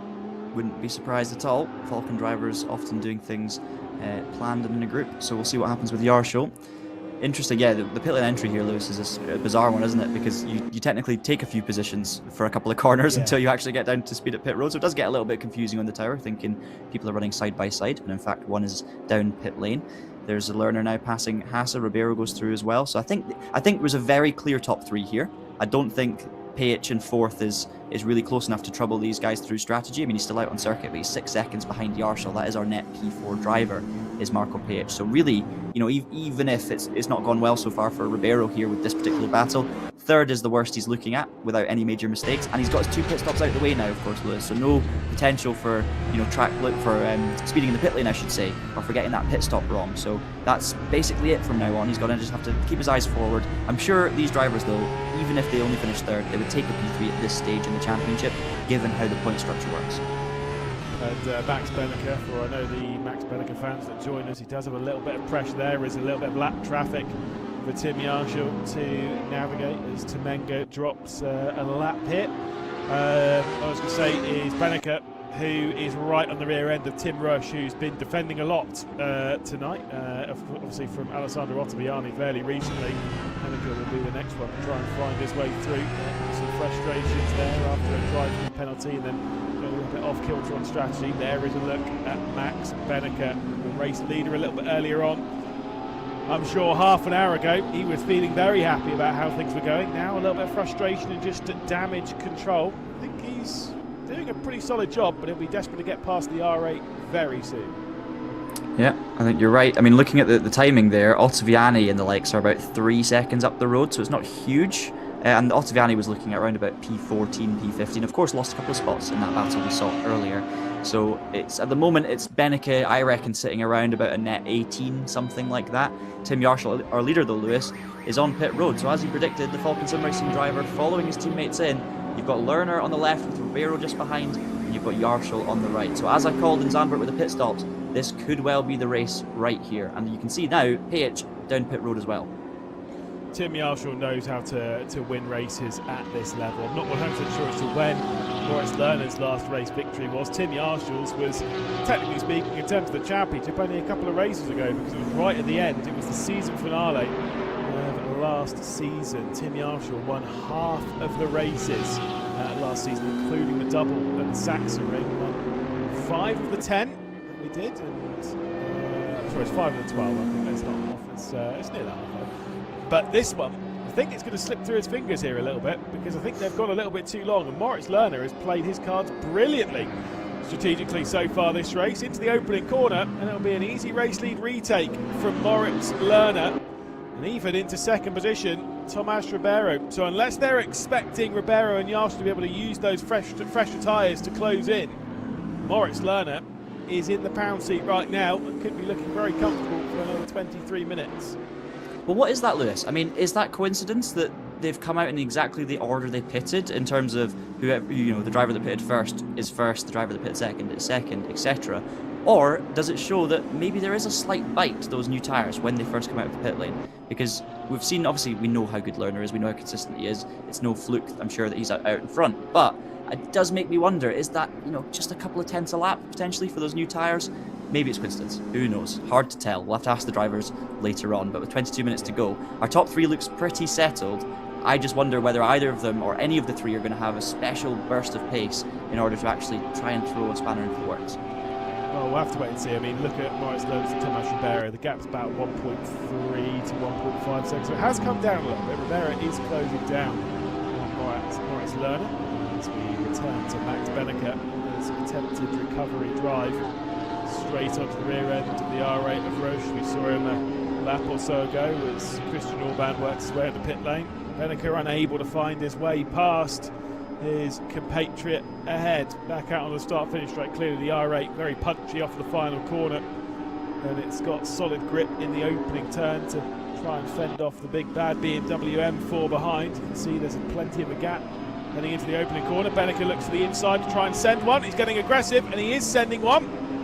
Fully aggressive there for Max Benneker to try and get past Tim Roche. I think he's absolutely fine. He left plenty of room to the exit of the track, just a bit of a dive. He'll have to go full send around the outside here at the end of the opening sector. We'll give him the inside for the next part, but the R8's trying to do the long way round. Inside at the end of this mid-stretch for Max Benneker will complete the move up to 18th position. John, you've raced your fair amount in the world of sim racing. What do you make of that one? Interesting. Benneker obviously went for the big bold move down the inside. I was actually surprised that Roche tried to hold on the outside rather than do that switchback. Of course, these drivers are in the middle of the race. They're not like us watching other drivers attempt it in many different ways and making a judgment on what to do.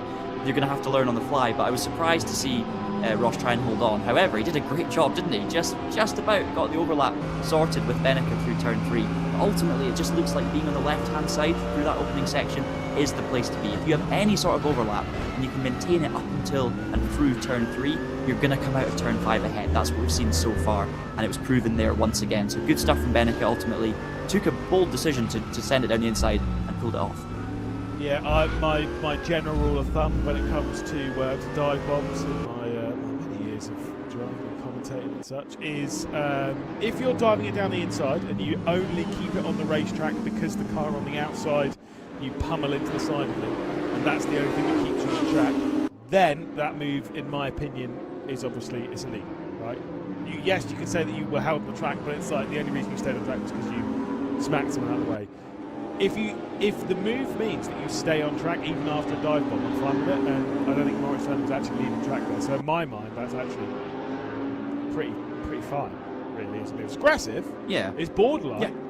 But I think it's fine. It's the top level. These guys are racing hard. We saw it in the real DTM as well. We've seen it over the season. You can have a really hard sim racing event where lines are touched but not necessarily crossed, and that's just an example of, you know, Benneker got down the inside, but he did get it stopped. The reality is he didn't force Roche off the track. Roche tried to hold it around the outside, and at the end of the day, he still had enough room based on where Benneker ended up, I would say. So yes, of course, harsh, but I wouldn't see a penalty coming for something like that anyway. I think that's what these drivers have to do. I mean, it may feel like an endurance race at 60 minutes, but trust me, this is a sprint for these guys. What's Florian Hasse going to do on the inside of Gronewald? He's going to try the same thing, and that is a big bump. It looks like Gronewald basically just turned in immediately on Hasse there, but I don't know if Hasse had enough of an overlap. So, interesting one to actually make contact so early in the corner. We see quite a lot of that though, a lot of bumps into that opening corner. Here's a throwback comment for you can remember where this one's from. Looked like a clean bump and run. I don't know if you remember that one from back in the day. It was like 2012, wasn't it? If I remember correctly. In the V8 Touring Championship. I love that. Clean bump and run. Fantastic. Clean bump and run. So we had some good memes back in the day still. What's bump and run in German? I'd love to know. Well, it's not push him out or whatever it was at the it's fun. We'll dance past that, by the way. There was, if you were wondering, PS competition fans, unfortunately, Marco Pajic has dropped down the August 23rd position, despite running in the top 10 earlier in the race. That was courtesy of a drive-through penalty for speed. Another one who's come a cropper of that this afternoon. A couple of drivers having done so, obviously most notably this guy's teammate, Moritz Lorenz, sits in second, will become the race leader once Florian Spiegel comes into the pit lane. But his teammate in Max Benneker sits in 18th position, still behind Tim Roche. Cannot get ahead and away from his compatriot. He certainly can't. Spiegel, I'm expecting to come out of this pit stop in around about 26th, so towards the back, and then you will have your proper order. Every driver will have made their 2 mandatory stops. I'm a bit surprised that no one has tried, I mean, other than Spiegel, let's be clear, no one has tried to kind of go long in this race, but based on what we saw from Lerner, Ribeiro and Yarsho, going long potentially doesn't work as well around here for whatever reason that might be. Far from over, of course, this race. Keithley's having a good one as well. Keithley up into P5, which will become a net P4 with Oliveira behind him. So it's been a great job from the top Brit in the series at the moment. There he is in the TC Esports car.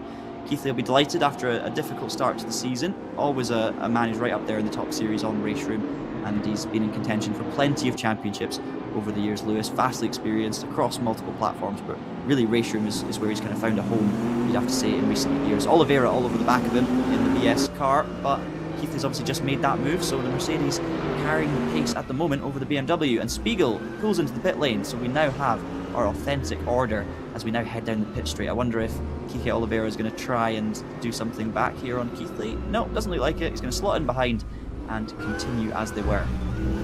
Jack Keithley is doing a great job. We've said, I was on the chat with him actually just yesterday, saying about how the TC Esports team have really stepped up this season. We're kind of seeing that. We're seeing some really big flashes in TC Esports. The Esports Esports team is taking esports in general very seriously, even here in sim racing. Not even just the sim racing side. They obviously do a little bit, I think, of radicals and stuff, and racing prodigy and stuff. They take part a little bit on the motorsport side of things as well, and a little bit of that. It is great to see, some of those names that are from outside the sim racing space come into.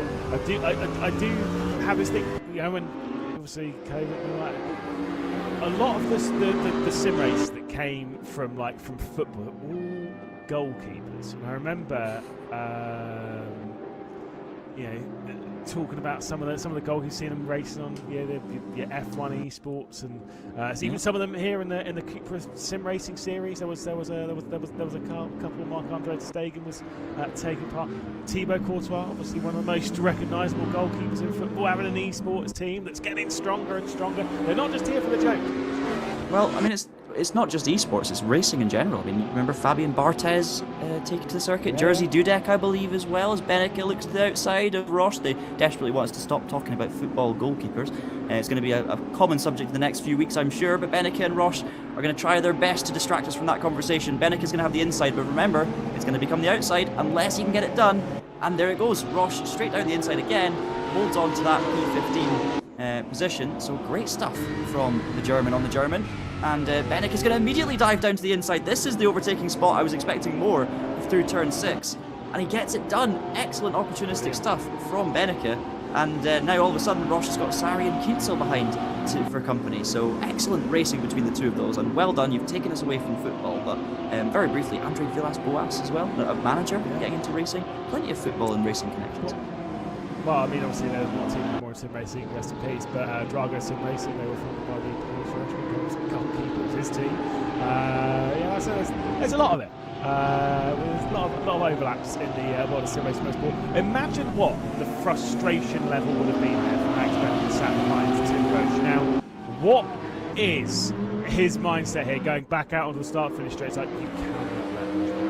You can't be sat behind him trying to fight his way through. It's been a frustrating afternoon for Max Beneke, and it seems as though he might have 3 or so seconds of space ahead of him to try and keep up. Although Roche was going for it at the opening corner, but didn't quite get his way through, so Max Beneke will hold on to 15th position. His teammate, however, well, the pressure's building on his shoulders. It's Lerner from Ribeiro and Yarsho, 1.5 seconds. Ribeiro's pace has been enough for him to close in, and he's got the slipstream. 13 minutes left to go here, John. There's a lot of laps ready to capture our imagination as to what can happen there. This has just sort of happened, hasn't it? Ribeiro just sneaking closer and closer to the back of Lerner. But he's got that slipstream now, Lewis, and it's a pretty strong slipstream from half a second back. It's not over, is it? It really isn't. And, Ribeiro, I'm not going to say it again because I've said it 6 times already, but he is a man on form.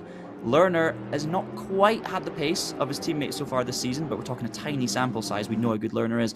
I wonder if this is that tyre thing coming back in. And I may be totally missing the mark here, but the fact that Ribeiro stayed out a few laps longer than Lerner, I mean, we've spoken about it already. It doesn't make a difference, really, the tyres on RaceRoom, but that's in terms of the tyres lasting long enough to do a stint. You know, you're not talking about a 2-second swing with an overcut and an undercut.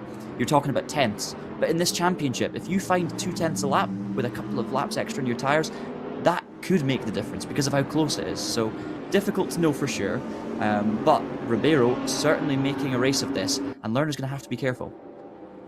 And you can see by the purple indicator next to Tim Yarshall's relative to the race leader, he is the one with the fastest lap of the race, so he is closing in on this. They do also have a little bit of lap traffic up ahead for them all to navigate in the final portion of this race.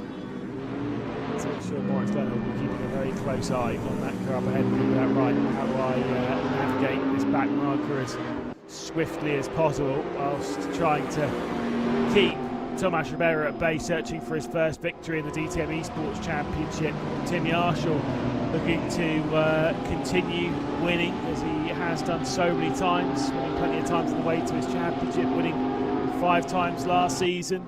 Unfortunately not the way to a championship for him, but still a solid run of results. Now looking to win in this new format for DTM Esports as well. Back to Marko Pejic, post drive-through penalty, 21st position. Nikodem Vishnevsky, who has raced for the herd before, will sit in 20th. Maybe 21st shortly, because it looked like Pejic was having a good run on him. We'll keep an eye on that one. You've got your, of course, 4/10 gap between Lerner and Ribeiro. I was going to mention actually Pejic because it's a real shame. He's had such a good start to this one, good qualifying, strong race, and then it's all gone wrong with those pit stops. Of course, making his debut in DTM Esports for this season anyway, round 2 at the Lausitzring. Just I wanted to give a quick shout out as well to Jonas Vanner, who's in P8, simply because we haven't really spoken about him much. He's just quietly gone about his business, as to be fair has Lucas Müller in P9. These two haven't been shown much. They've just been putting in the laps, and they'll be scoring solid points today if nothing else goes wrong from now until the finish. You can see also Hakkinen and Ottaviani slowly working their way up to 10th and 11th as well. So slow progress, but a few positions made for sure. The gaps remain the same at the front though. It's 4/10 between Ribeiro and Lerner, coming up to some back markers, but the Mercedes jumping out of the way, so great stuff from whoever that may have been. Yarshall pick up the slipstream as well. And I tell you what, Ribeiro's close now, Lewis. 3/10 heading into turn 1. I reckon we're 1 or 2 laps away from a proper dogfight. Yeah, we are there. 10 minutes left to go in the race, and Tomas Ribeiro is seeing Moritz Lerner sitting there and seeing his opportunity of victory sitting there. But I'm sure he'll be keenly aware that if he goes for anything, Tim Yarshall, who's got so many wins this championship, will be knocking at the door as well. There was a battle a little bit further back between Nick Taubman and Alessandro Ottaviani, the two of those switching over 11th position, the two Porsches having a fight in the opening sector. I'm sure there's been plenty of side-by-side, but it goes the way of Albon for now. And we head back to that fight. We can see the 2 vitalities there in 12th and 13th. I wonder if Ottaviani does leave the door open for Janowski again. Janowski will go through as he did earlier on the race, or maybe we'll recognise Alessandro Ottaviani as maybe the team leader. Is it too early to be talking about those kinds of games? Obviously, Ottaviani is the championship leader, but you kind of got to be scoring points as a collective. There's 2 different questions there, isn't there? I mean, is there a team leader? I think probably not at this point in the championship, even though Ottaviani is leading, because it's so close. And Janowski was reasonably high up there in the first round. But the second question is, does that stop you working together? So I could see the 2 of them, doing something to benefit the team, not necessarily picking one driver over the other for the sake of them being higher up in the championship. But who knows? Who knows? It's all speculation. Ottaviani getting the back end out there on exit, and Janowski is going to be pretty close, so we'll see if they do change positions. I wouldn't expect it though. Janowski seems to be playing the wingman role sufficiently here today. And yeah, there you go, a little bit of a bump. So working together as a team, I don't think Janowski's going to ascend it here, is he? I think he's going to slot in behind and remain in P13, which is probably sensible at this stage, Lewis, has to be said. Maybe not as entertaining for us to see teammates not crashing into each other, but probably the right thing to do. Oh, look, it's not a million miles away, you never know. They'll be fine. They've been in sim racing for a long time, as Ottaviani and Janowski, and whilst Ottaviani is more experienced in this platform, Janowski's not exactly a rookie on this platform. Far certainly from it. not in the world of sim racing.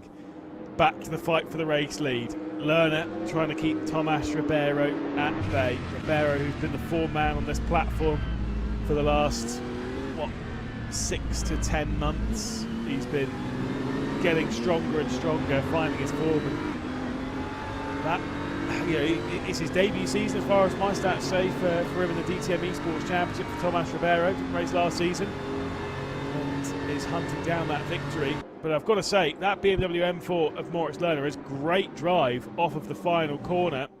And it means that the Mercedes of Tomas Ribeiro doesn't have an opportunity into the opening turn. And so that leaves the question then, John, where on the circuit do you make that move? You think turn 6, but that requires Ribeiro to be good here off of turn 5. And unfortunately, not that Ribeiro's not good off of turn 5. I think Moritz is just strong in the first half of the lap. The gap always seems to go up from, if it's down to 2 tenths or 3 tenths in the opening sector, it's maybe up to 5 by halfway through the lap. So it's the second half of the lap here where Ribeiro's strong. I guess he could look down the inside into turn 8. Currently heading through turn 7. So this is the other section. And you can see there he's closed in a little bit, but not enough. So it's going to be difficult for him. Yarshall, of course, not far behind either. 1.6 seconds still. So, yeah, very tricky. I think the problem Ribeiro's got, Lewis, is as much as we might say, well, he's not quick enough into the first corner or down the straight, that is kind of where you need to be quick, isn't it? You really do need to carry the speed in there to have a chance. Of course, we could see a mistake from Lerner. Now, don't forget, as experienced as Lerner is, there's a lot of prize money up for grabs with this championship. There's a €75,000 prize pool here, one of the biggest in sim racing. So it doesn't matter how experienced you are, how good you are, you're looking at 29, 30 of the best RaceRoom drivers on the planet competing for a lot of money. And it's very important. The likes of Ribeiro, potentially not competed for this sort of prize pool many times in the past, will be absolutely desperate. So Lerner's got to have his wits about him. He'll be very hungry for it, but you say that drive off the final corner isn't good enough. It's the way you saw on the onboard there, Ribeiro, it seems as though he gets a little bit tight through the final corner. His line going into the penultimate corner is a bit different. He dips 2 wheels over the other side of the curb to pull the Mercedes around.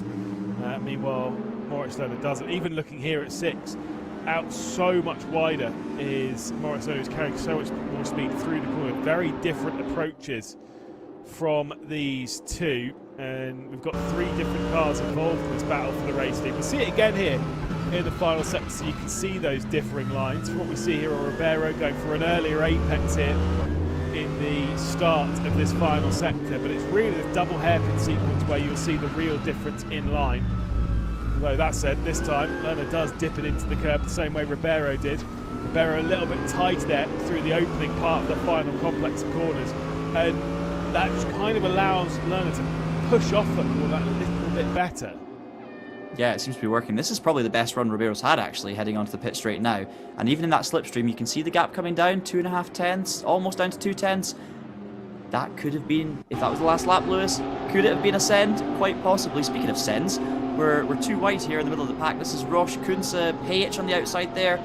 And it looks like Roche is in the middle of the road trying to defend things. We're going to go left, right, left, all over the place. Payich now down the inside of Chari, who just about loses it in the rear, and he's going to now be under pressure from the recovering Wisniewski, I believe, in 21st. So it's all happening further down in the pack as well.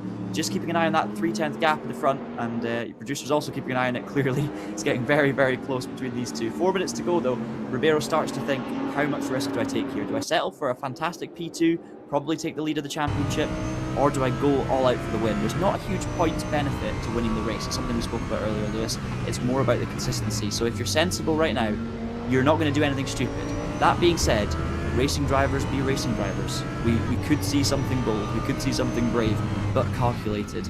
Heading through this final sector, let's see now the fantastic spark effects on RaceRoom, lighting up the sky here at the Lausitzring beautifully today. I wince every time these drivers come past this tire wall, by the way, on the exit of 11. We've been watching the Monaco Grand Prix this weekend, and there's lots of close stuff, but it's just as close here at the Lausitzring. Ribeiro 3/10 off. Could this be the moment? Yeah, I was going to say he's been closer than he's been before, but not close enough. It's the run out of turn 5 and 6. Well, if you want to see them get close to a wall, watch how close they get off of turn 5. They get incredibly close to the barrier here at the end of the opening sector. I mean, watch this. Let's see this is when they give a kilometre to it now. Let's see how close Ribeiro gets. I mean, I know it's not like you're easing up on the steering wheel. It's not like you're throwing it out of the corner like going through the swimming pool section, but it's still They are not leaving much space between them and the barrier. They'll have to get used to that. Obviously, in a month's time when we go racing at the Norrisring, they'll be leaving 0 millimetres to the barriers and probably going into them a little bit when they're pushing that a little bit too hard. We'll have to wait and see. I'm glad you love RaceRoom as well. I think it's just a fantastic circuit. It's so much fun to drive around, apart from the first corner. So much fun to drive around and race around. It really is. So I can't wait to see these drivers battle out around there. But I must say, no complaints about the Lausitzring so far, Lewis. It's been fantastic to watch, and we've seen some great racing throughout the field. Obviously, not too many overtakes going on for the lead, but having said that, earlier on we did see a few when there was a group of 4. And it's definitely not over yet with 2.5 minutes to go. So it's Lerner, Ribeiro and Yarshall, top 3 as they were. Keithley, Oliveira, Hasse, 4th, 5th and 6th. And then Grunewald, Muller, Vanner and Hakkinen rounding out your top 10 for the time being. Indeed, I'm sure we'll get some chops and changes in the final complex, the final couple of laps here in the race, but will there be one for the race lead? As close as it's been for Tomas Ribeiro against Moritz Lerner, Tim Yarshall doesn't quite have the pace to keep up with these two, but one incident between the pair of them will open up the opportunity for the German to sneak the race victory over them. 2 laps left to go in the setting sun here at the Lausitzring. Moritz Lerner is doing a brilliant job at the moment to deal with that pressure. That heart rate will be rising to levels of cardiovascular exercise, I'm sure. He's pushing the 150s, 160s. If you don't believe me, well, you got to take part in sim racing yourself. We both know, John, that your heart rate does fly up in the middle of a race. Yeah, it's reaching levels close to you during your 5k coming up very soon. So it's going to be. But it is. You're so right. Jokes aside about heart rates, sim racing is very intense. It's emotionally intense as well as physically intense, Lewis. And it's not because it's exhausting to do. It's mentally exhausting, and with the force feedback wheels and everything that you've got, there is an element of physicality to it as well. These drivers are the best in the business, you know, they're well prepared for these sorts of things, but an hour into a race running at this level with this much pressure, adrenaline is coursing through your veins, and that is exactly what's going to be happening between these two right now as we head into the first corner for what could be the final time. And it's defensive line from Lerner. Ribeiro goes outside, he's going to maybe try a switchback here, Lewis, but it looks like Lerner's hung on for the time being. The final 3.4 kilometre lap around the Lausitzring, and once again it's incredibly close. It's getting closer though because of the defensive line that's being taken here from Moritz Lerner. There is going to be an opportunity down into 6 for Tomas Ribeiro. He's a little bit too far behind, and again too good to the corner. Moritz Lerner, brilliant stuff, bit of a lock up there for Ribeiro. You can see these two are leaving nothing on the table. Yeah, Ribeiro getting nice and close behind Lerner. The 2 big overtaking opportunities are gone, but there's still a few more that it can be done here at the Lausitzring. Again, though, Ribeiro just over 2/10 behind. It doesn't sound like much, but in this situation it is a lot. He ducks to the inside, but he's not going to be able to do something there. And one more corner ticked off for Lerner as we head towards the final complex. Indeed, double hairpin left to go. Moritz Lerner sitting at the front of the field, didn't take part last season. Ribeiro's throwing it all on the line as they head their way through 10. Through 11 and then out onto the start finish straight again. We welcome Miles back into the DTM Esports Championship and in a big drag race up towards the line. I think Tomas Ribeiro is going to have to settle for second because Moritz Lerner is venturing his way back up to the top spot. It is going to be a big drag race between the pair of them, separated by 0.5 of a second. Moritz Lerner will return to winning ways in the DTM Esports Championship, defeating Ribeiro here at the Lausitzring. Tim Yarshall will round out the podium behind. Yeah, fantastic stuff from our lead group there. Lerner, as you say, taking the win. You can see all the other drivers finishing now. So you've got KK Oliveira 5th behind Jack Keithley. Those two in a battle of their own, but great points in the championship. Fastest lap as well for Tim Yarshall, 19.6, but it was very close between the top 3. And then you've got everyone else, of course. So Oliveira, Hasse, Grunewald, Muller, Vanner and Hakkinen, your top 10. Hauben holding off against Ottaviani and Jujovski to finish 11th, 12th and 13th respectively. Benneke back up to 15th by the end of the race. So a good comeback in the end for Benneke, but you have to say, Lewis, dropped points regardless. Here's a look at your provisional race results. Moritz Lerner, Tomas Ribeiro, Tim Yarshall in 3rd position with Jack Keithley in 4th. Shout out to that great drive from Keithley. Kaki Oliveira in 5th position. Hasse, Grunewald, Muller, Vanner and Turka Hakkinen to the top 10 as well. Good drive as well from Florian Hasse after the disappointment, of course, the last round at Zandvoort. And I mean, look, highlight of that group, I've got to say, Tomas Ribeiro really put it all on the line there, didn't he? Fantastic drive, was 4th a little while ago, a week ago rather, at Zandvoort, and 2nd here. That victory is close, John. It certainly is, and Ribeiro is absolutely make no bones about it, a true contender in this championship battle. He's been the man on form, and I think today was his coming of age in the DTM Esports Championship. Yes, he finished well in the first round. Yes, he's 4th in the standings, but to follow that up with this event here, qualifying it on the front row, finishing 2nd, right behind a man of the caliber of Moritz Lerner, it's mega impressive from the Portuguese driver, and yeah, absolutely a contender for this championship. As is Lerner, as is Yarshall, who's coming back from a very bad start. Keith Lee as well, great job to get back up to 4th. Good drives all the way through, and I have to say, Lewis, credit where credit's due to this field, because the racing today was incredibly clean from what I could see. Yes, it was hard, but it was fair. Indeed. I really enjoyed that, thoroughly enjoyed that. Give a bit of a shout out as well to Jack Keithley.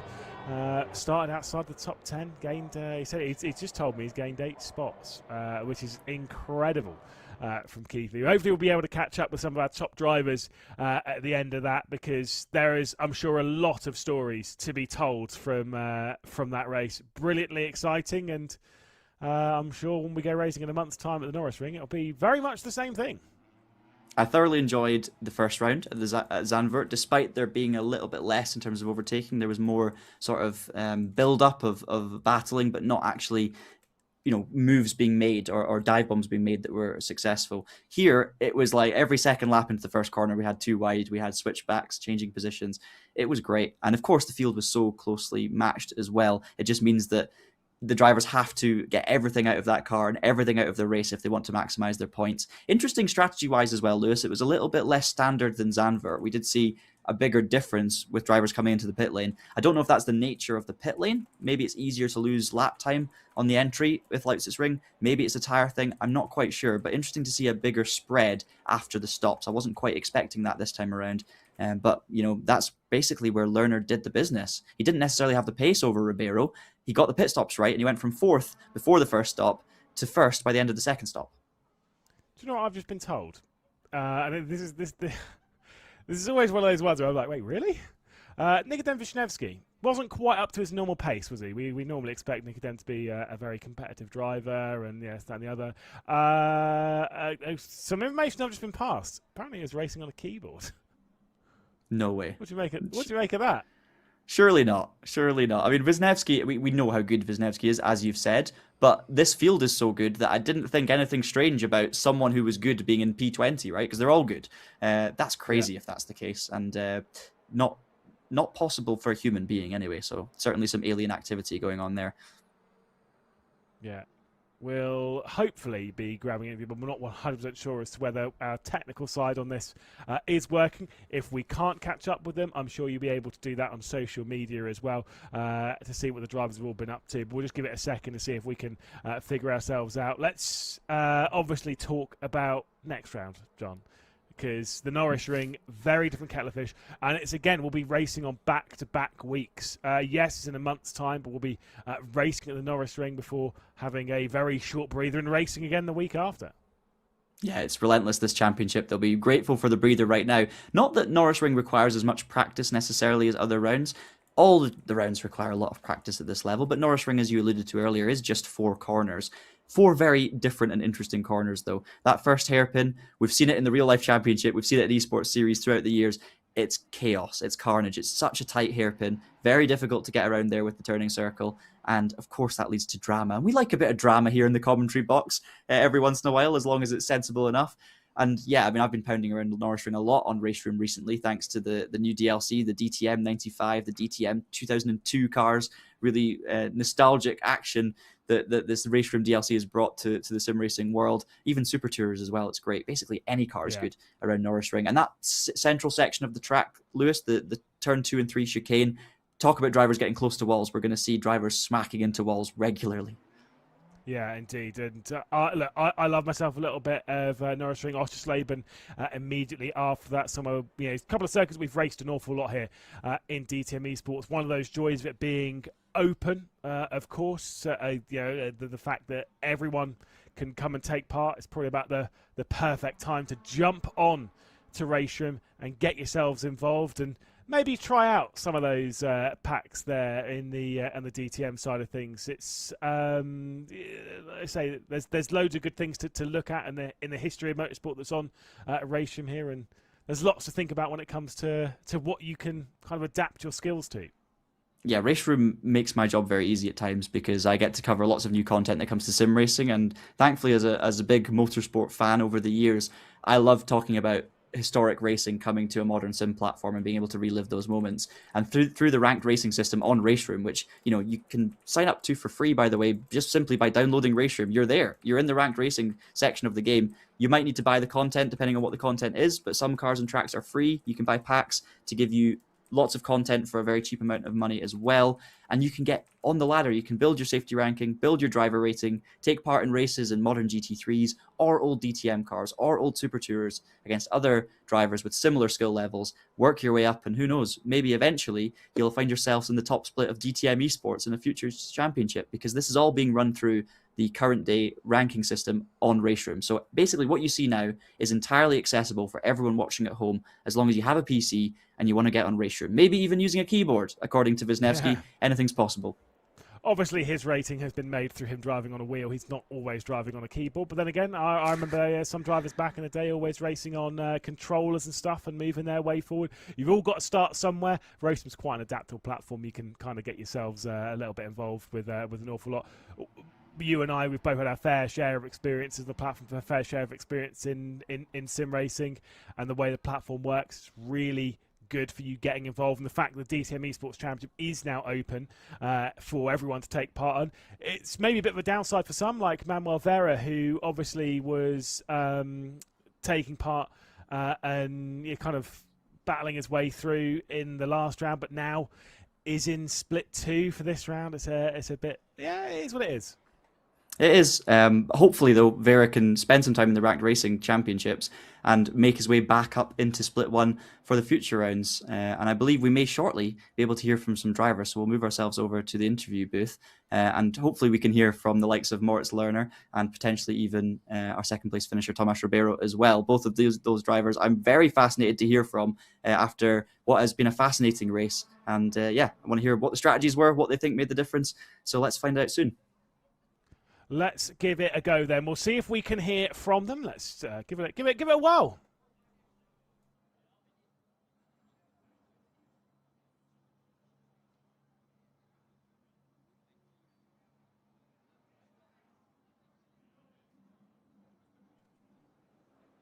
I can hear you though. I have my phone for Zoom though, so the audio is terrible.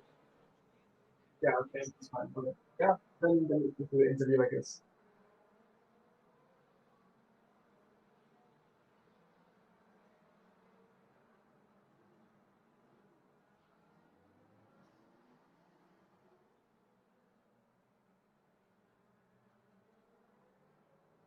Pretty nice. Coming back again into the championship after not driving last season's championship is obviously you obviously want to be doing good again, want to do well. I'm here in the end to win, to also win the championship. So first round was okay already. I had a fun race, so I don't even complain that much about P7 there. But this race went pretty much perfect from start to finish. Really good qualifying lap, which got me a good position to start the race. The Audi and the Mercedes were really quick in qualifying, so it was tough to do anything against them.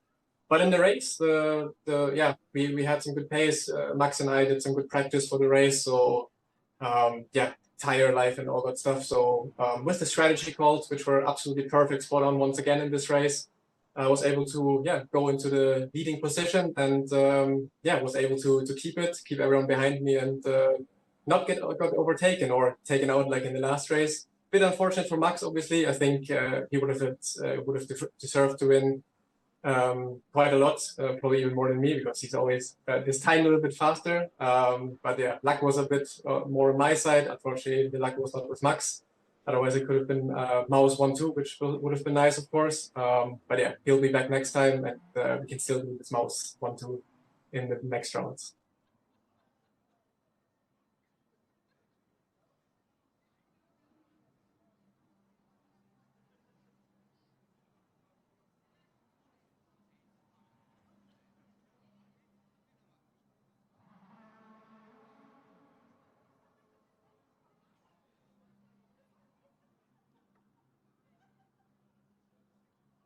it was definitely the timing. The pit window basically just opened when we got into the pits, so it was a very, very like late call. But I knew that if you do the undercut, especially in the beginning of the race, you're gonna have the track position. So I did one overtake like that. I was hoping, obviously, to get Tim already there, but that didn't work out. He was too far ahead when I did my pit stop. But the undercut was always, the thing that I wanted to do. Obviously, if the two in front of me would have pitted at first opportunity as well, I would have stayed out. So the call was always there for me to go in early as possible. And basically just see what the cars in front of me are doing and react to that. And it worked out. They stayed out one lap longer.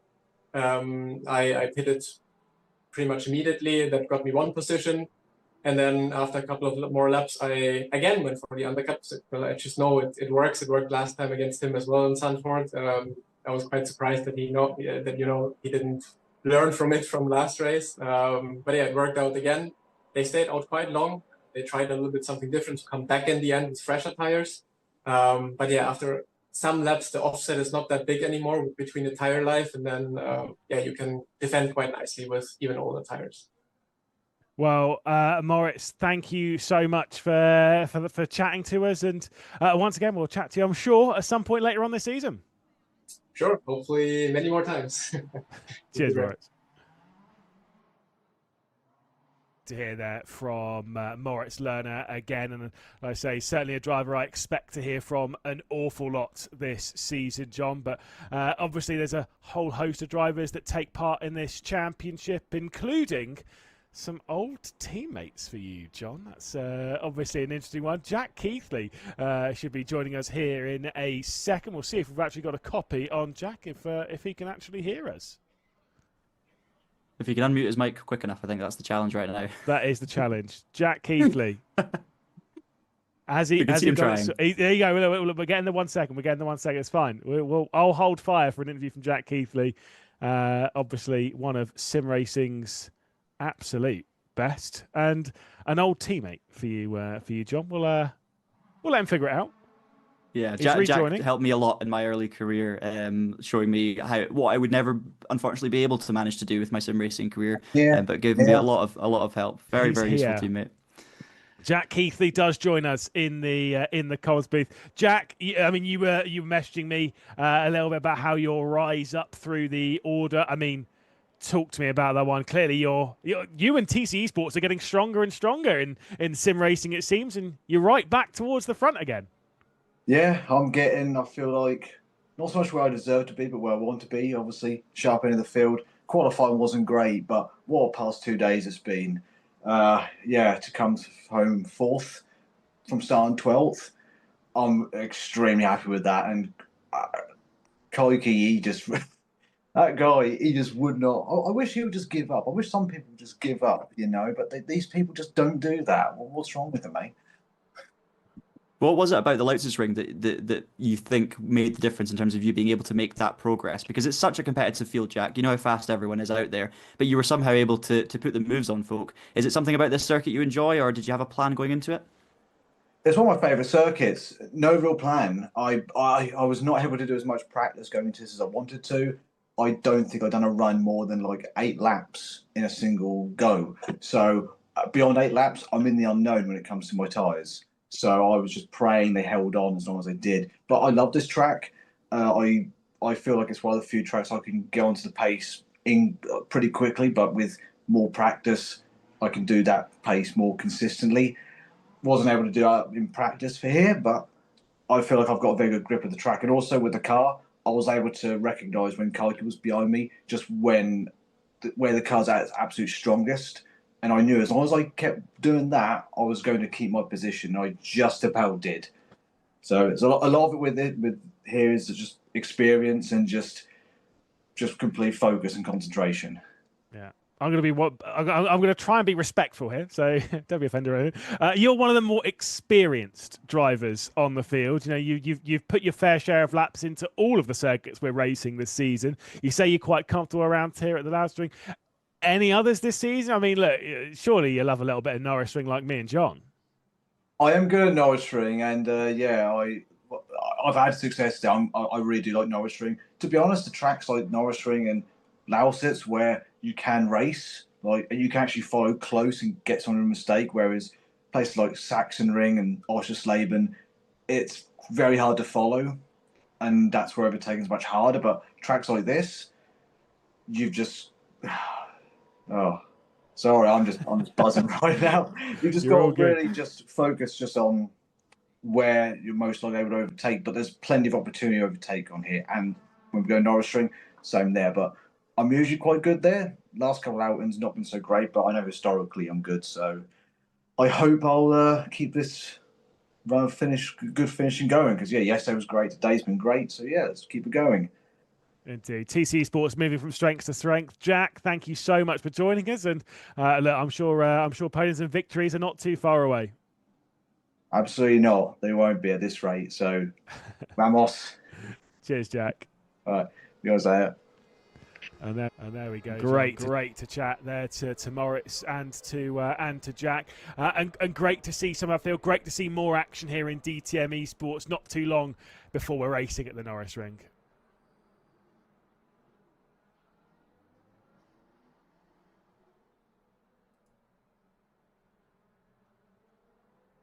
From round to round, but the thing that gets it for me is just the spread of field, the fact that you can have a good race one week and still be only maybe a tenth of a second off the pace the next week, but be down outside the top 10. It's the strength and depth of the championship that makes it so exciting. And it's going to reach a crescendo as we go into the season. But before you know it, we're going to be halfway through this. And Norrisring is certainly going to throw the cat amongst the pigeons in terms of how it affects the order.